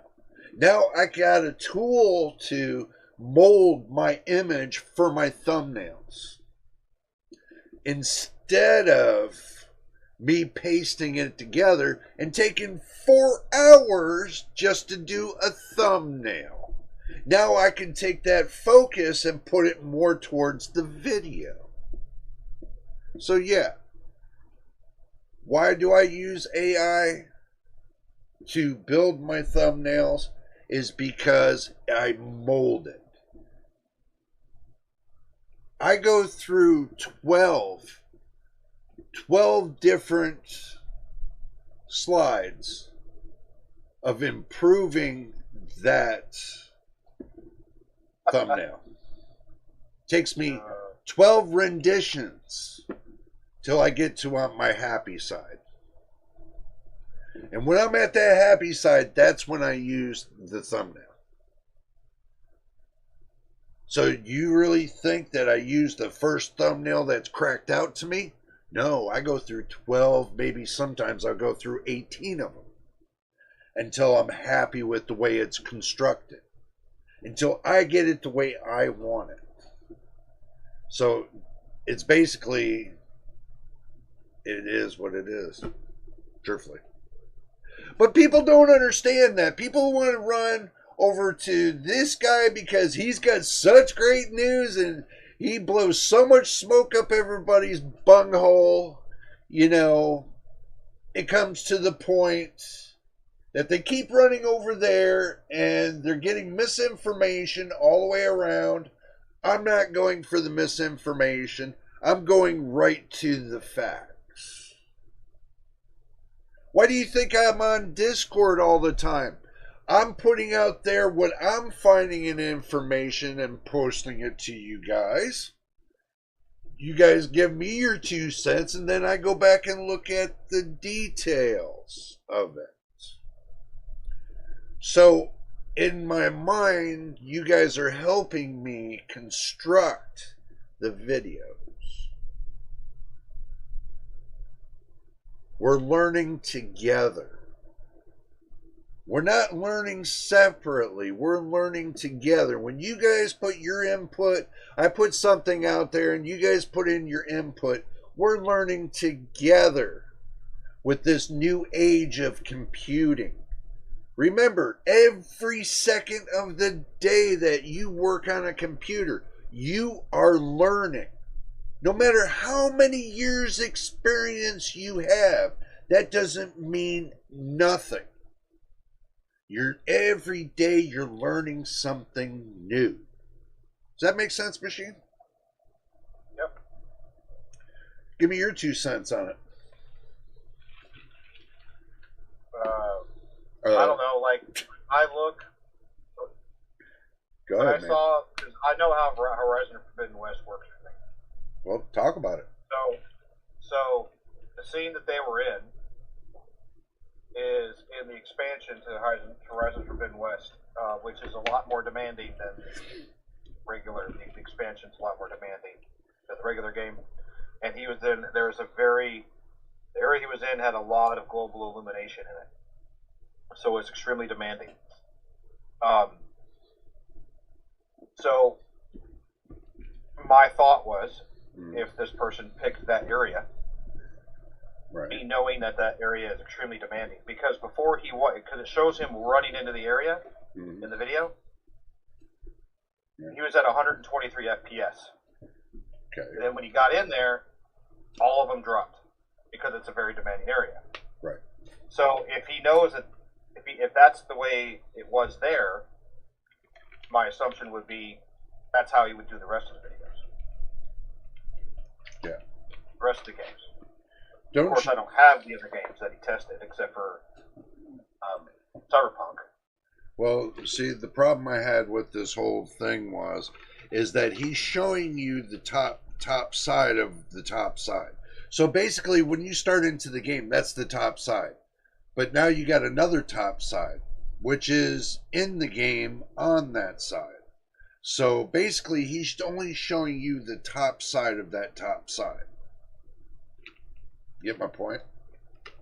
Yeah, but when he started it, it was running, like, he showed it tank. He showed what'll happen when the cards are put under load. Lots of graphics. So, to me, that means that he's showing you what it does before, and then what it does during a load of a graphically demanding area. Yeah, but if you're looking at if you're looking at a CPU load, that's what told everything. It's almost 50%, and he's at 100% on the GPU. So that means he's using up 50% of his compute power for his CPU.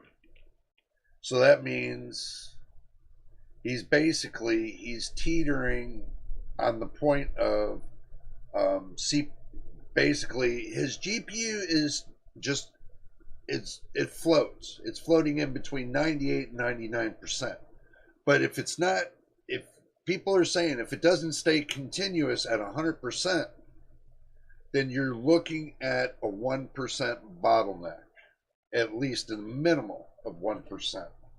And for the configuration of that, he's looking at least at 18% or 12, probably 12 to 18% bottleneck on his setup.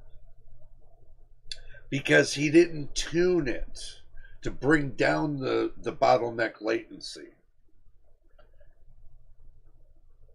Anybody that runs at 60 to 65 FPS on a high-end system, there's a problem.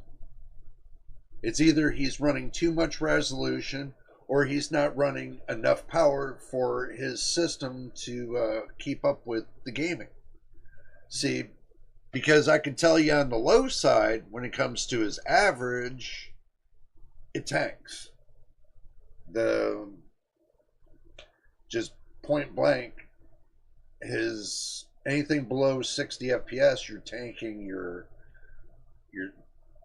it's tanking. Basically, you're going to have a soon to stutter kind of thing.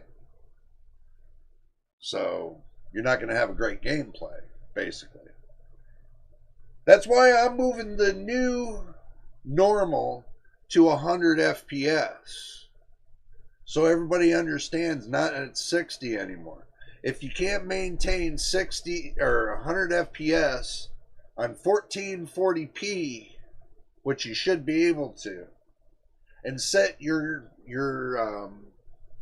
graphics card up correctly and tune it and balance it to have your CPU to be within a 30 to 40% range while in heavy load of the game, in the heaviest load of the game. Can it be done? Yes. Will people do it? Will people go that far? No. They won't take it that extreme. It's plug and play, most gamers do.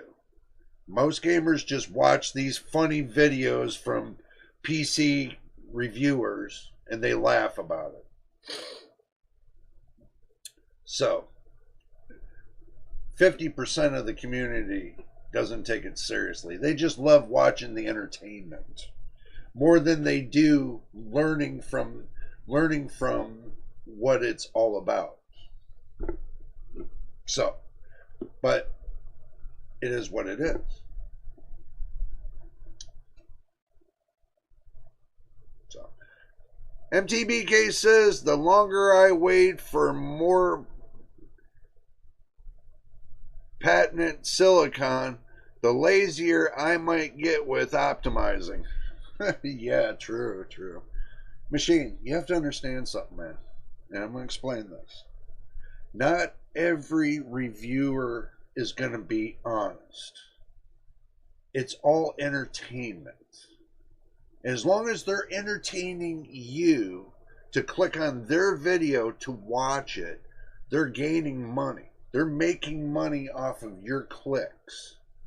Do you really think they put enough effort into what they do to actually convince you that what they're saying is true? They try so hard when they got 100 people around them doing all this research. 100 people doing all this research. They can't get what's in my fucking head. You understand? They don't have this much research that I do, that I've done so many years. My research that I've done in my head is more than what their 100 people have doing for them. You see what I'm saying now?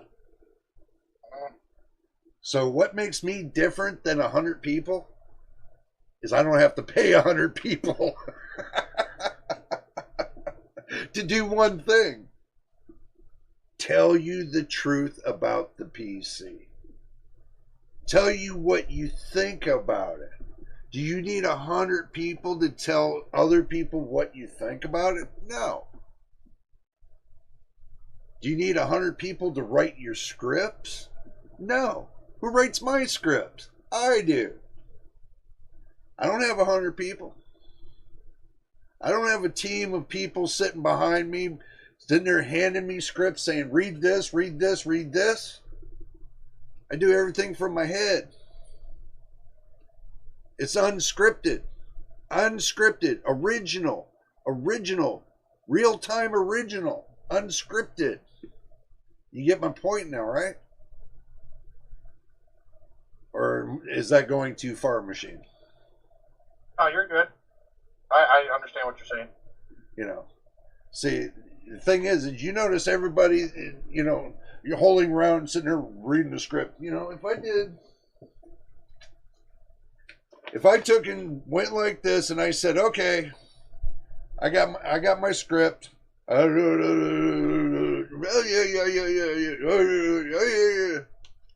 You guys would think I'm a freaking nut to stand up to make one video for 23 minutes and show you I'm reading a piece of paper.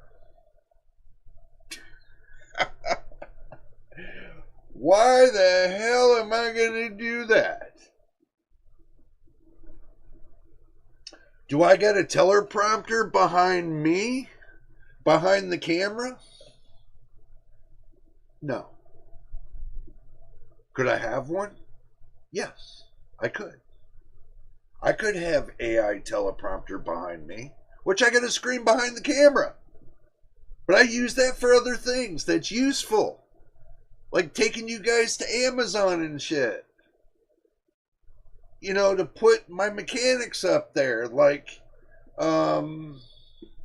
Discord. You know, all those little things that I was doing tonight. Those little special things with you guys.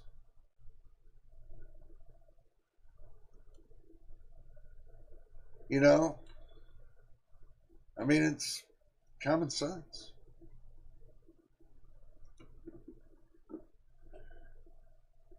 I talk slow, yes, because I'm on medication. I can't help it. This is me. I'm being me. I'm not going to be a phony ass like everybody out there. I'm being me. And if you guys don't like originality, then there's other channels you can look at all those phonies. I'm original. I'm the real deal. So if you want the real deal, then stick around for it. If you don't want the real deal, then you go to all those phony channels and just have a big, nice laugh. Simple. So, let's see. MTBK says their machine. Daniel Owens opens up some sites, reads it, and then starts recording and taking no script. He admits the videos can take longer this way. I got no shame reading something from videocards.com and tell you guys about it and read it when it's on the screen. At least you can see I'm not faking it. I'm not an actor. I didn't take acting lessons.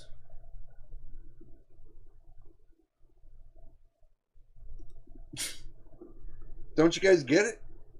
I didn't take acting lessons. I'm not an actor. I'm being me. I'm being original. That's what you guys are here for. Me being original. Me telling you the real deal. And calling people out when I need to call them out because of nonsense. That's what I do. I'm not a fake or a phony. I don't fake my whole video just to entertain people. I do it, when I make my videos, I do it for a sense of knowledge. To give you guys a piece of knowledge. Even there's sometimes you guys tell me, oh, I didn't know that, and you go look it up, oh, I didn't know that. But guess what? It's a piece of knowledge that you now have. That I know that I shared with you guys. If you want entertainment, go watch the puppy shows. If you want to come here to learn, then put your thinking cap on and be ready for it. Simple as true. We can have fun, yes. We can have fun. We always do. But sometimes when I get serious with you guys and tell you what I think, I'm getting serious. I'm not going to fake it. I don't fake my emotions. I'm not like these other guys, you know, reading off of a piece of paper and making you think I know something. No. Having 100 people with different knowledges put everything on one piece of paper and tell you to read it, that just makes you a puppet. Do I look like a puppet to you? Seriously, do I look like a puppet to you? Machine, do you think I'm a puppet? No. That's what makes me real, man. That's what makes my channel real. There's no puppetry here. Serious. You know, if you want that, then you need to go over there to them. I want people that are going to be serious, that are going to want to gain the knowledge like I do, to go for the Golden Cup of Knowledge Awards that are in the sky. I just made that up, by the way. I don't know. But I can tell you, Machine, I'm not here to play games. Not unless we have fun playing games. Then if you guys want to play games, then what I can do is take and go over here, and I can go and bring up the Microsoft Solitaire, and then you guys can watch me play Microsoft Solitaire while I'm talking to you. If that interests you more about my live stream, let me know. I could do that too. I could sit here for hours playing Microsoft Solitaire. You know. So.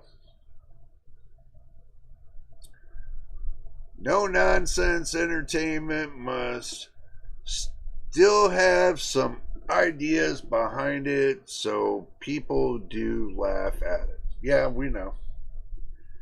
A puppet, well, how about doing an NPC test? Why are you so up on me doing an NPC test there, MTBK? You know that what my NPC test is. I don't even know what it is anymore. Does it really matter? Not really. But, you know. Machine, what's your NPC test? I don't have an NPC test. Yeah. Well, I don't either.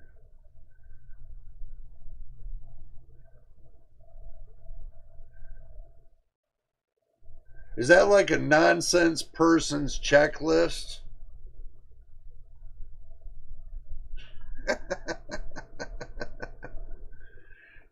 I'm just asking there, MTVK. I'd like to know, is it a nonsense personal checklist? You know.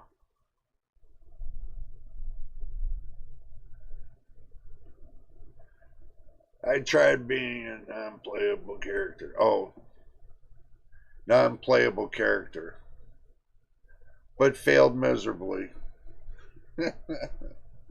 Yeah, don't feel bad, man. We all been there. Look, when I'm on Second Life, there you're a live character unless you're a bot.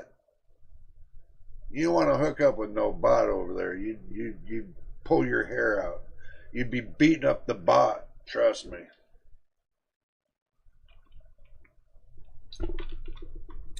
So, looking at the end of the day, when it comes to the Redstone, the AMD Redstone, it's going to be based upon machine learning stuff that you guys don't like to use. But like I told you guys before, you're not going to have much of a choice. And machine, understand this, they're not going to have much of a choice. They're moving towards this. You know, they are moving towards this. And I know there's a lot of naysayers that were in Discord about this, but Redstone's moving towards that function for AMD. Nvidia is going to be doing the same thing. They have been. They got a couple test suites on for DSR. You know, because I use DSR. That's how I knew. They got one for 1440p and one for 4K. their test suites for machine learning, I had to look very closely at that. Very closely. Yeah. It's not that bad, though. Wasn't that bad. For dynamic screen resolution, that's not bad. They've been testing that all this time, and you guys didn't even know it. On Nvidia side, AMD's probably been running it through what? Fluid motion frame? And you guys probably didn't know it. Did you know that, machine? You had no idea, huh? How do you think they come up with what they did? So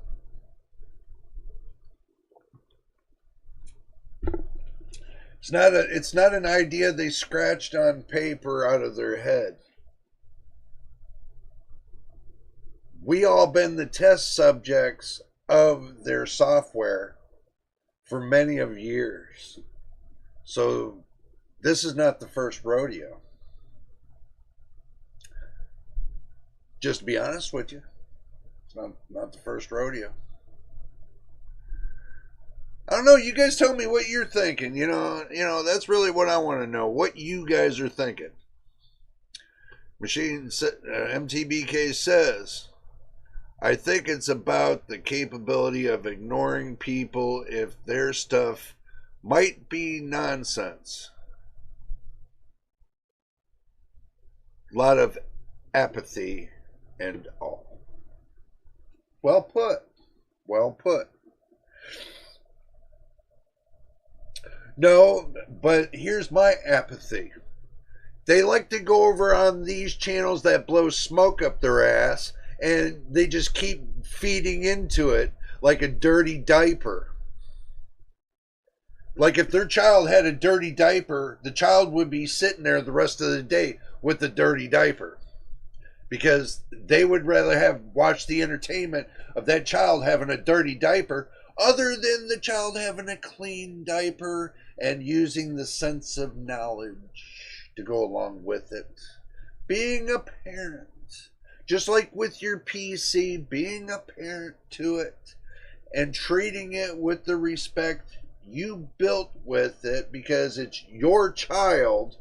And if you want to leave it with a dirty diaper, that's your problem. Understand?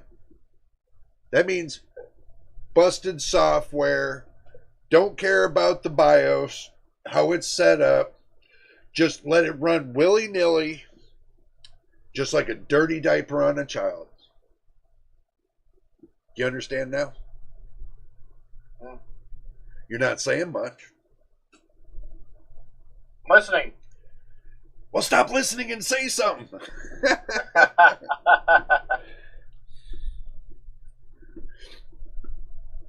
I made valuable points. I mean, I'm not busting on these other reviewers. It's just, you know, when they sit there and they get everything fed to them, and then they tell everybody, and I'm not trying to bust on them, but they're sitting there trying to tell everybody, oh, well, we're not getting free products from these companies. Oh, because you're making a video on them and it's costing you money. And they're not paying you for a free product. That becomes to where the product's not so free. Because you have to pay employees off of that video. That product that they send you. So the product they send you is not for free. They don't send you $3,000 of video. No, they don't do that. To make a video on a product, no, they don't do that. To give you free first-hand driver software, no, they don't do that neither. To give you top of the line first crack at the best of the best? No, they don't do that neither. These companies don't do anything but pay for the cost of my video. because I got 100 people behind me and I got to pay them all. Yeah. Good luck with that. For 20 minutes, you're going to sell a $3,000 video, $3,000 graphics card to make a 30-cent video. Yeah. Okay. That's no better than mine. And I can tell you my videos are 31.5 cents. I'll give it that. What do you think, Machine? My video's 31.5 cents or what? But per video? Per video, yeah.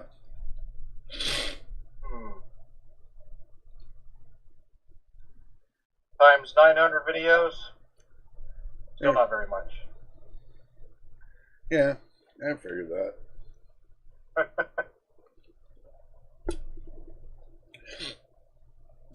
Well, if you put everything together, I bet you can put a PC together.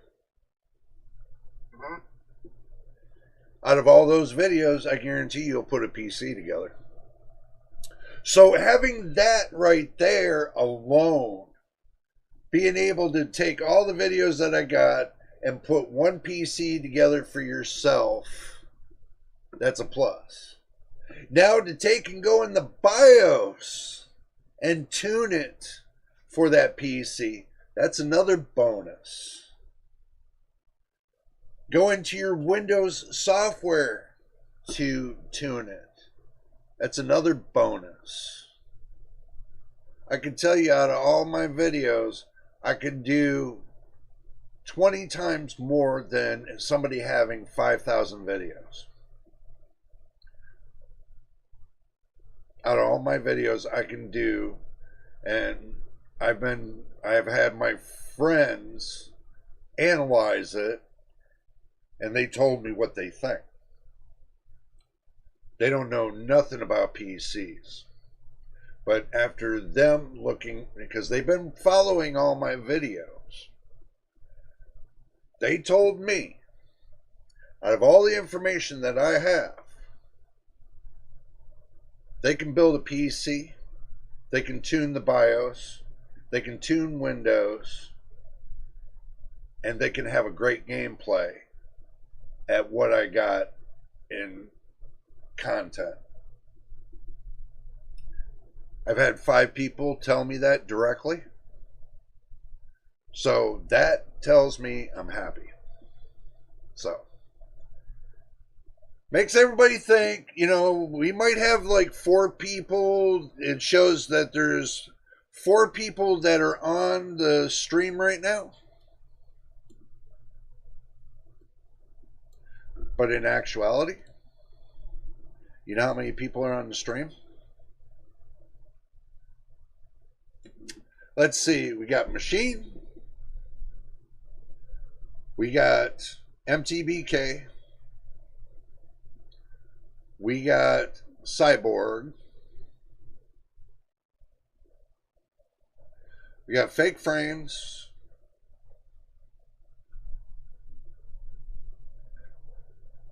But here's the kicker. We even had somebody called ABC on here too that chimed in. Chime in more. You can be more than happy to chime in. So, 5 that got onto the chat and said something. We have 41 views. And the average time is 15 minutes and 33 seconds of sample time that everybody had on an average of a video that is approximately 2 hours and 30 minutes long, which it's a live stream. And it's been on for 2 hours and 30 minutes.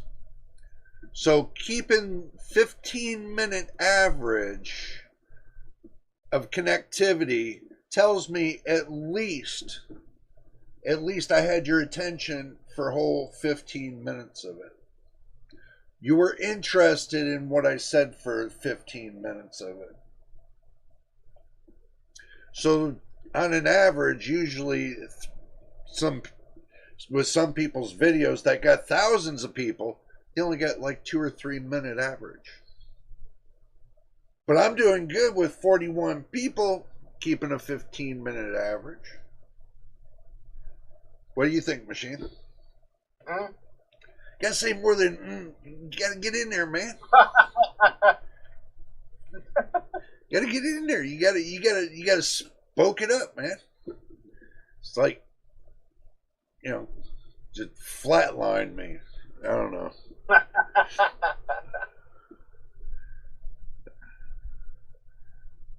MTBK says, our goal is to create more gamers, making things work with the budget, with the experience gained, the approach, how to get there in very different ways. Yeah, well, don't think about the very different ways. But anyway, the common thing is our brainstorming. Exactly. You got it. In a nutshell, the key to this whole thing is everybody in the group are brainstorming together and doing it as a team. It's not because we are forced to do it. We choose to do it. We make that choice to do it. We work together to come up with the big new picture in the world. We're making the difference between our whole group.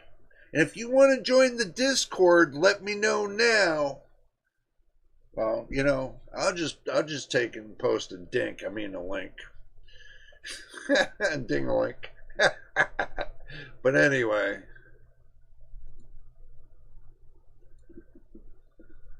That's if I can get a link.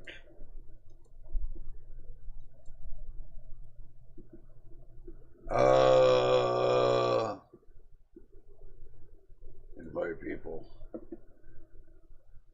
Edit the link. Leave it on for 7 days. Copy the link. Okay. So we'll copy the link.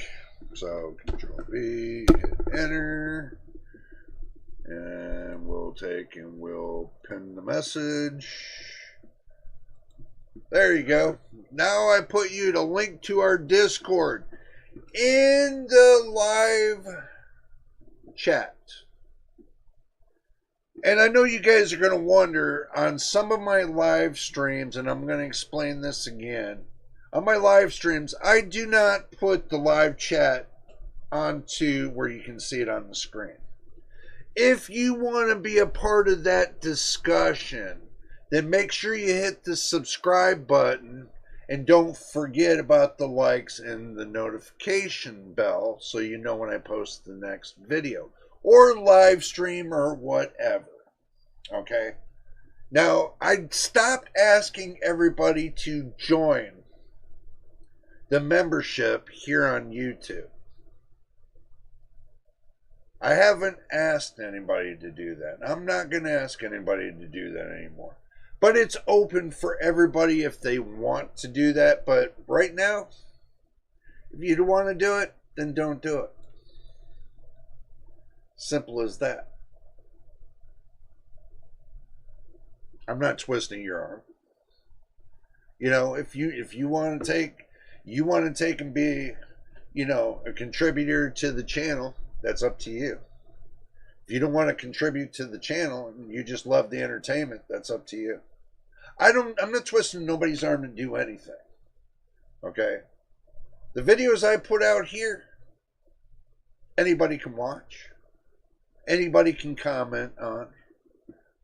Do you see me saying and putting handcuffs on you and say, you got no other choice? No. You see me saying because it would make life easier around here and it would help me get more new parts to build PCs for the future. I tried to say it. If you want to help the channel that way. Guys, The only income I got right now, which it's not income, it keeps me afloat out into the physical side of the world. Keeps a roof over my head. That's it. But when it comes to building PCs and everything else, that's where I run into that problem. But that's just temporary problem until I get everything resolved. So temporarily, yeah, you don't see me building much PCs, but I do talk with you guys about the new PC parts that come out. And I do talk with you guys to get, your knowledge on it too, about everything that's going on in the PC world. Not just the parts, in the PC world. So, but anyway, I said my 2 cents.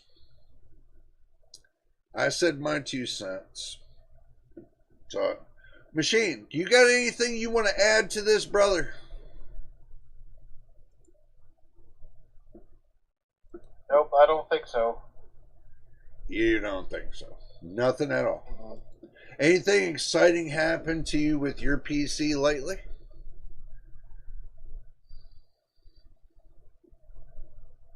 Well, no. Ever since the RAM was put in, everything's been great. So, well, that's a good point right there. Let's see. You put the 7900 XT in your PC.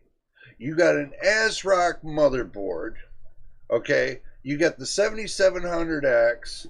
You got 32. You got 48 gigabytes of 6,000 megahertz CL30 RAM. You got 2 SSDs. Yep. You got an 850 watt power supply. You got an sort of okay case for airflow, but it works for you. Yeah, 240 AIO. 240 AIO. And it all works for you. And you're having phenomenal gameplay. Yep. With my temperatures actually under control now. I did turn the fans up in the case, by the way. I kind of figured that. So, yeah, so they're 200 RPMs more. I run mine at 2,700 RPMs. Mine's at 25. Yeah, mine are at 2,700. Max is 2,900. I run mine at 2,700. So they were set to 1,900. I know, but I run mine at 2,700. Yeah. Because it keeps. I went to the BIOS, looked at that. Because here, this is the reason why. Thermometer shows me inside of my case right now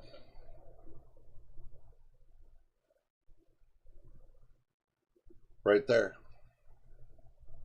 That's the inside of my case right now. The center of the case. 31.3 Celsius. Ambient temperature.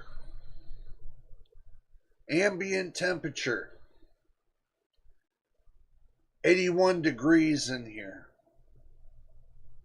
That's Fahrenheit. But that's 27.2 Celsius. So the ambient temperature is 27, and I got 31 in my case. There's a 3% difference between ambient and what's in the center of my case. Keep my fans at 2,700 RPMs. And you don't even hear anything. My microphone is right here, guys. Here. Hear this? Do you hear that now? That's how sensitive that microphone is. My PC, you got this much distance between my microphone, I'll give you an example, and my PC. And I run my fans at 2,700 RPMs. You don't hear nothing. The only fan I hear is the one I got going over there. And that's like 6 or 7 feet away. And I can hear those fans, but I can't even hear my case, the fans in my case. So, if that gives you any indication of how cool the case stays, then you'll know. Because right now, my graphics card is showing 36 degrees Celsius. And with everything that's going on with live streaming, I'm at about 52 degrees. But I think I know why. I don't know what it is about OBS, but every time I turn on AV1 encoding, or I didn't, anytime I turn on OBS, it just goes to H264 NVEC. I don't know why. It's not saving it on AV1 encoding. It must be a glitch with OBS. I'm going to click apply. So, I just now changed OBS from H264 or something, to AV1 NVEC. Now, instead of my temperature being at 53, 54, my temperature is slowly dropping into the 40s. Right now, I'm kind of simmering. It's down to 47 so far, but we'll see how far it goes down. But that's just the CPU. So, ambient temperature is 31 in the case. Temperature on the CPU is 47. Temperature on the GPU is 36. I'm live streaming. No load whatsoever. Obviously, it looks like that. So when my CPU balances out with my GPU and temperature, what do you think, machine? Well, you got your system balanced the way you want it, so. Yeah.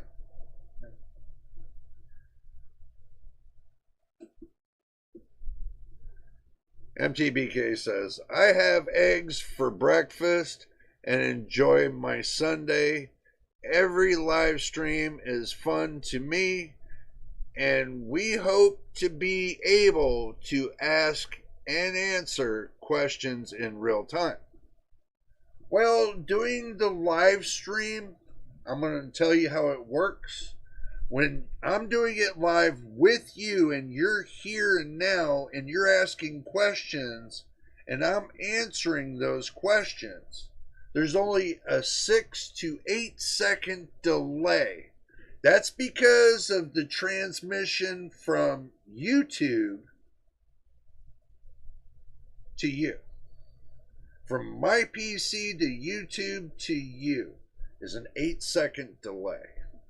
And that's a good question. One thing I just remembered. Oh, Daddy, I forgot to tell you guys. Let's see. Let me see if it made any improvement. Because I was talking with the cable company today. Okay. Let's see if it made any difference. I forgot to check this. Actually, no. Made no difference on the download. It must be the router.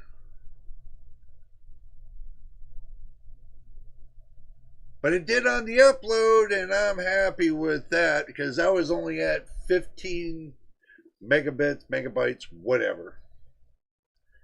And now I can say, well, I don't need to say that right there. I don't need to say that. So, this is what I get.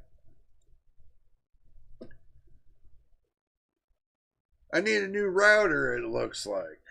The router I got is cheesy. My download speed should be up to 1,000 megabytes, megabits, whatever, per second. And my upload speed is 34.38, which is supposed to be between 35 and 36. So it's 34 or 38.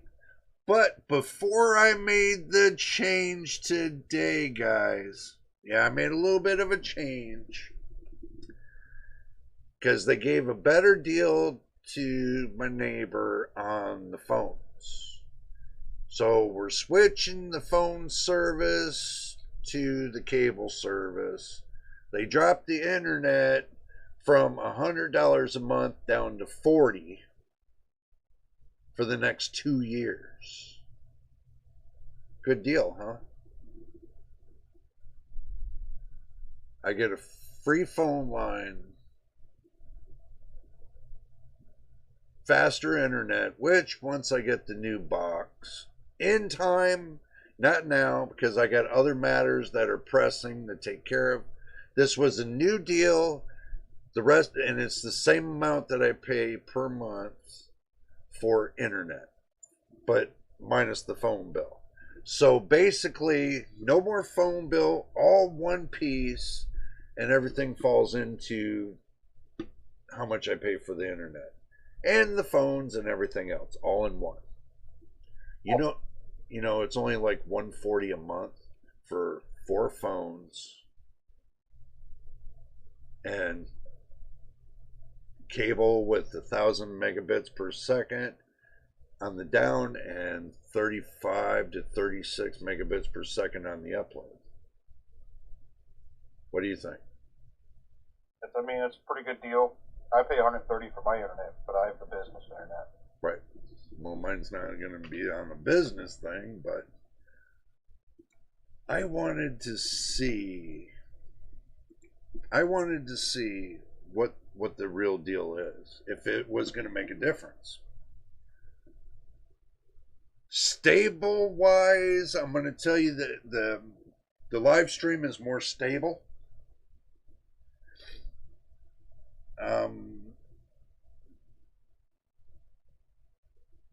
The upload speed is probably going to increase, because it's going to, you know, if I know how much long it takes me to upload a video to YouTube, but when I upload that next video to YouTube, I'll make sure I let you guys know.